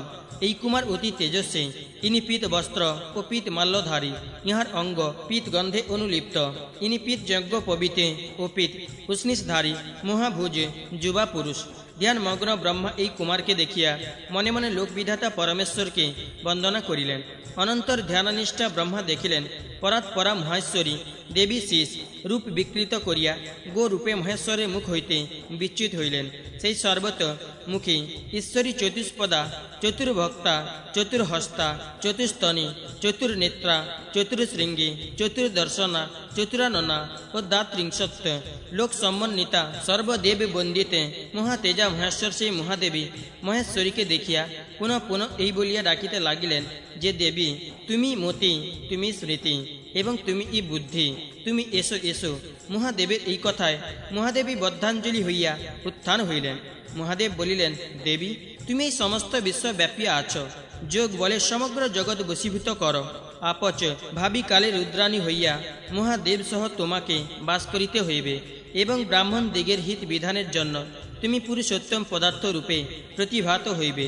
দেব দেব এই বলিয়া সে চতুষ্পদা গোরূপিণী মহেশ্বরীকে ধ্যাননিষ্ঠ পুত্র প্রার্থী ব্রহ্মার হস্তে অর্পণ করিলেন। লোকপূজ্য ব্রহ্মা ধ্যান যোগে সেই মহেশ্বরীকে বিদিত হইয়া তাঁর শরণাপন্ন হইলেন এবং তাহাকে রৌদ্রী গায়ত্রী জ্ঞানে ধ্যান করিতে লাগিলেন। এইরূপে দেব দেবারপদ সেই রৌদ্রী বৈদিকী বিদ্যা রুদ্রলোক নমস্কৃত্যা মহাদেবী গায়ত্রীকে জপ করিয়া পরে ধ্যান শক্ত চিত্তে মহাদেবের শরণাপন্ন হইলেন। অনন্তর মহাদেব ব্রহ্মাকে দিব্য যোগ ঐশ্বর্য জ্ঞান সম্পত্তি ও বৈরাগ্য দান করিলেন। অনন্তর ঈশ্বর এক ভীষণ উজ্জ্বল অট্টহাস্য করিয়া উঠিলেন। তাহাতে তাহার দেহের সর্বস্থান হইতে দীপ্তি সম্পন্ন বক্র ক্রিমার প্রাদুর্ভূত হইলেন। এই কুমারগণ সকলেহ পীত মাল্য ও পীত বস্ত্রধারী, পীত গন্ধে অনুফিক্ত, পীত কেশ, পীতাস্য ও পীত বর্ণ উষ্ণিষধারী এই সকল বিশাল তেজা কুমার সহস্র বর্ষ বাস করিবার পর যোগাসক্ত চিত্ত স্নাত দ্বিজগণে হিতৈষী এবং ধর্ম ও যোগ বলাম্বিত হইয়া দীর্ঘকাল যাবৎ যজ্ঞানুষ্ঠান ঋষিগণকে যোগতত্ত্ব সম্বন্ধে উপদেশ প্রদান পূর্বক জগদীশ্বর রুদ্রের দেহে প্রবেশ করেন। এইরূপে বিধানে অন্য যে সকল জিতেন্দ্রিয় ধ্যানাসক্ত ব্যক্তি মহেশ্বরের শরণাপন্ন হন, তাহার ও নিষ্পাপ বীরজস্ক ও ব্রহ্মতুল্য তেজস্বী হইয়া অন্তে মহাদেব রুদ্রের দেহে প্রবেশ করিতে পারেন। তাহাদের কখন পুনর্জন্ম ঘটে না। বায়ু বলিলেন, অনন্তর ব্রহ্মার সেই পীতবর্ণ কল্প অতীত হইলে পুনরায় শীত নামক অন্য কল্প প্রবৃত্ত হয়। তখন দিব্য সহস্র বর্ষ পর্যন্ত জগৎ একর্ণী বিভূত হইবার পর ব্রহ্মা প্রজা সৃষ্টি কামনায় দুঃখিত চিত্তে চিন্তা করিতে লাগিলেন। তিনি পুত্র কামনায় চিন্তগ্রস্ত হইয়া ধ্যানস্থ হইলে তদীয় বর্ণ কৃষ্ণ হইল। অনন্তর সেই মহাতেজা ব্রহ্মা দেখিলেন এক কুমার উৎপন্ন হইল। ওই কুমার কৃষ্ণবর্ণ মহাবীর্য স্বীয় তেজে দীপ্যমান, কৃষ্ণাম্বর পরিধায়ী, কৃষ্ণবর্ণ উষ্ণিষধারী, কৃষ্ণবর্ণ যজ্ঞোপবীত, কৃষ্ণ মূষালী এবং কৃষ্ণমাল ও কৃষ্ণবর্ণ অনুলেপনধারী ব্রহ্মা সেই মহাত্মা দেব কুমারকে দেখিয়া কৃষ্ণ পিঙ্গলাভ দেব দেবাধিপতি বিশ্বেশ্বরকে বন্দনা করিলেন। শ্রীমান ব্রহ্মা প্রাণায়াম করিয়া হৃদয় মহেশ্বরকে ধ্যান করিলেন এবং মনে মনে সেই ধ্যান নিষ্ঠ জ্যোতিশ্বরের শরণাপন্ন হইলেন। অনন্তর ব্রহ্ম অঘোর ইত্যাদি মন্ত্রে অনুরক্ষণ পর ব্রহ্মে চিন্তা করিতে লাগিলেন। পরমেষ্টি ব্রহ্মা এরূপে ধ্যানাসক্ত হইলে ভগবান রুদ্র ঘোর বরে এক অট্টহাস্য করিলেন। অনন্তর তাহার পার্শ্ব হইতে চারিজন মহাত্মা কুমার প্রাদুর্ভূত হইলেন। এই কুমারগণ সকলে কৃষ্ণবর্ণ কৃষ্ণমাল্য ও কৃষ্ণানুলেপনধারী, ইহাদের পরিধানে কৃষ্ণবর্ণ অম্বর মস্তকে কৃষ্ণবর্ণ উষ্ণিষ, ইহারা সকলে কৃষ্ণাস্য ও কৃষ্ণবাসা। তৎকালে কুমারগণ সকলে মহান হুঙ্কার সহকারে অট্টহাস্য করিলেন এবং বারম্বার নমস্কার বাক্য উচ্চারণ করিলেন। অনন্তর সহস্র বর্ষ পরে যোগ বলে তাহারা পরমেশ্বর পদে উপাসনা করিয়া তাহাদের শিষ্য দিগকে সেই যোগ রহস্য প্রদান করিলেন। সেই মহাভাগ কুমারগণ যোগ সম্পন্ন হইয়া মনে মনে শিবধ্যান করিতে করিতে বিশ্বেশ্বরের নির্মল নির্গুণ পদে যোগ অবলম্বনে অন্যান্য দ্বিজাতিগণের মধ্যেও যাহারা যথাবিধি শিব স্মরণ করিবেন, তাহারাও অব্যয় রুদ্র পদ প্রাপ্ত হইবেন। অনন্তর সেই ভীষণ কৃষ্ণরূপ কল্প অতীত হইলে বিশ্বরূপ নামে অপর এক কল্প প্রবর্তিত হয়। কল্পান্তকালীন সংহরি কার্য সমাপ্ত হইবার পর পুনরায় চরাচর জগতের সৃষ্টি আরম্ভ হইল। পরমেষ্টি ব্রহ্মা পুত্র কামনায় ধ্যান করিতে লাগিলেন। তখন মহানাদ শালিনী বিশ্বধারিণী সরস্বতী প্রাদুর্ভূত হইলেন। পিতামহ যোগাশক্তি চিত্তে বিশ্বমাল ও বিশ্ব বসনধারী, বিশ্বযজ্ঞ পবিতি, বিশ্বস্নিশালী, বিশ্বগন্ধি, বিশ্বস্ত, মহাভুজ, সর্বজ্ঞামী সর্বেশ্বর ঈশান দেবকে মনে মনে ধ্যান করিয়া বন্দনা করিলেন এবং বলিলেন, হে মহাদেব, তোমায় আমি নমস্কার করি। তখন এইরূপে ধ্যানাসক্ত প্রণতি পরায়ণ পিতামহকে দেখিয়া ভগবান ঈশান বলিলেন, আমি প্রীতি হইয়াছি, তোমার অভিপ্রায় কি বলো। অনন্তর ভগবান ব্রহ্মা প্রণতভাবে মহেশ্বরের স্তব করিয়া প্রীতি চিত্তে মহেশ্বরকে বলিলেন, দেব, আপনার এই যে বিশ্বগামী বিশ্বেশ্বর বিশ্বরূপ, আমি ইহা জানিতে ইচ্ছা করি। কে এই পরমেশ্বর, আর যিনি চতুষ্পদা, চতুষ্মুখী, চতুশৃঙ্গী, চতুর্বক্রা, চতুর্দস্তা, চতুস্থনী, চতুর্হন্তা, চতুর্নেত্রা, বিশ্বরূপা ভগবতী দেবী, ইবা কে? কিরূপে ইহার আবির্ভাব? ইনি কোন নামে পরিচিতা? ইহার স্বরূপ কি? বীর্য কিরূপ এবং কর্মই বা কি? মহেশ্বর কহিলেন, ইহা সর্বমন্ত্রের রহস্য। পবিত্র পুষ্টিবর্ধন আদি সৃষ্টির এই পরম গুহ্য তত্ত্ব যথাযথ শ্রবণ কর। এই যে বর্তমান কল্প, ইহার নাম বিশ্বরূপ। ভবানী দেবগণ এই কল্পের ষষ্ঠাংশত মনু। হে বিভো, যখন হইতে তুমি এই ব্রহ্মপদ প্রাপ্ত হইয়াছ, সেই হইতে এই ত্রয়োত্রিংশত্তম কল্প চলিয়া আসিতেছে। হে দেবেশ, তোমার সমক্ষে যে শত শত সহস্র সহস্র স্বয়ম্ভব অতীত হইয়াছেন, হে মহামুনে, তাহাদের কথা শ্রবণ কর। এই তুমি পূর্বে আনন্দ নামে পরিচিত ছিলে। তখন তোমা কর্তৃক বহু তপস্যা অনুষ্ঠিত হইয়াছিল। তুমি গালব্য গোত্রে জন্মিয়াছিলে। পরে তপবলে আমার পুত্রত্ব প্রাপ্ত হইয়াছে। যোগ, সাংখ্য, তপস্যা, বিস্তা, বিধি ব্যবস্থা, ক্রিয়া, ঋতু, সত্য, ব্রহ্ম, অহিংসা, অবিচ্ছিন্ন সন্ততি, ধ্যান, ধ্যানযোগ্য বপু, শান্তি, বিদ্যা, অবিদ্যা, মতি, ধৃতি, কান্তি, শান্তি, স্মৃতি, মেঘা, লজ্জা ও শান্তি, এই সকল তোমাতে প্রতিষ্ঠিত রহিয়াছে। এই যিনি দাত্রিংসা খরা নামিকা ষড়বিংশতি সনময়ী দেবী বিরাজিতা। হে ব্রাহ্মণ, এই মহেশ্বরী প্রকৃতিকেই তুমি তোমার প্রসূতি বলিয়া জানিবে। এই চতুষ্মুখী জগৎজনী গরূপিণী প্রকৃতি দেবী ভগবত এই তোমার প্রসূতি। তত্ত্বদর্শিগণ ইহাকেই প্রধান বা প্রকৃতি নামে অভিহিত করিয়া থাকেন। ইহার জন্ম নাই। ইনি লোহিত শুক্ল কৃষ্ণা বিশ্ব সৃষ্টিকারিণী স্বরূপা। এই গৌরূপিণী বিশ্বরূপা গায়ত্রীকে বিদিত হইয়া আমি অজ ও বুদ্ধি সম্পন্ন হইয়াছি। মহাদেব এই কথা কহিয়া কহা কহ নাদে এক অত্যুচ্চ অট্টহাস্য করিলেন। অনন্তর ইহার পার্শ্ব হইতে বিবিধ রূপধারী কহিপয় দিব্যকুমার প্রাদুর্ভূত হইলেন। এই কুমারগণের মধ্যে কেহ জটি, কেহ মুন্ডি, কেহ শিখণ্ডী ও অর্ধমুন্ডি। এই মহা তেজস্বী কুমারীরা পরে যথাবিহিত যোগানুষ্ঠান দ্বারা দিব্য সহস্র বর্ষ পর্যন্ত মহেশ্বরের উপাসনা পূর্বক নিয়ত যোগময় ধর্ম প্রদেশ করিয়া নিয়া নীতিচিত্তে ঈশ্বর রুদ্রের দেহে প্রবেশ করিলেন। বায়ু বলিলেন অনন্তর রৌক পিতামহ ব্রহ্মা বিস্ময়াপন্ন এরণ এবং বলিলেন, হে বিভু, আপনার শ্বেতস্ব হইল কিরূপে? ভগবান কহিলেন, যখন শ্বেত কল্প হয় তখনই আমি শ্বেত হইয়াছিলাম। আমার কুশনি শ্বেত, মাল্য শ্বেত, অম্বর শ্বেত, অস্থি, মাংস ও রোম শ্বেত এবং ত্বক শ্বেত ও শোণিত ও শ্বেতবর্ণ হইয়াছিল। আমি তখন শ্বেতকল্প প্রবর্তিত হয়। আমার প্রাসাদে তৎকালে দেবাধিপ শ্বেতাঙ্গ শ্বেতা লোহিত এবং ব্রহ্ম সংহিতা গায়ত্রী শ্বেতবর্ণা হইয়াছিলেন। হে দেবেশ, যেহেতু আমি তোমার সহ গুজ্জ পদে অবস্থিত ছিলাম, এজন্য স্বীয় তপ প্রভাবে আমি সদ্যজাত সনাতন পুরুষ বলিয়াই তোমা কর্তৃক বিজ্ঞাত হই। মদীয় সদ্যজাত মূর্তি গুজ্জ ব্রহ্ম বলিয়াই কীর্তিত।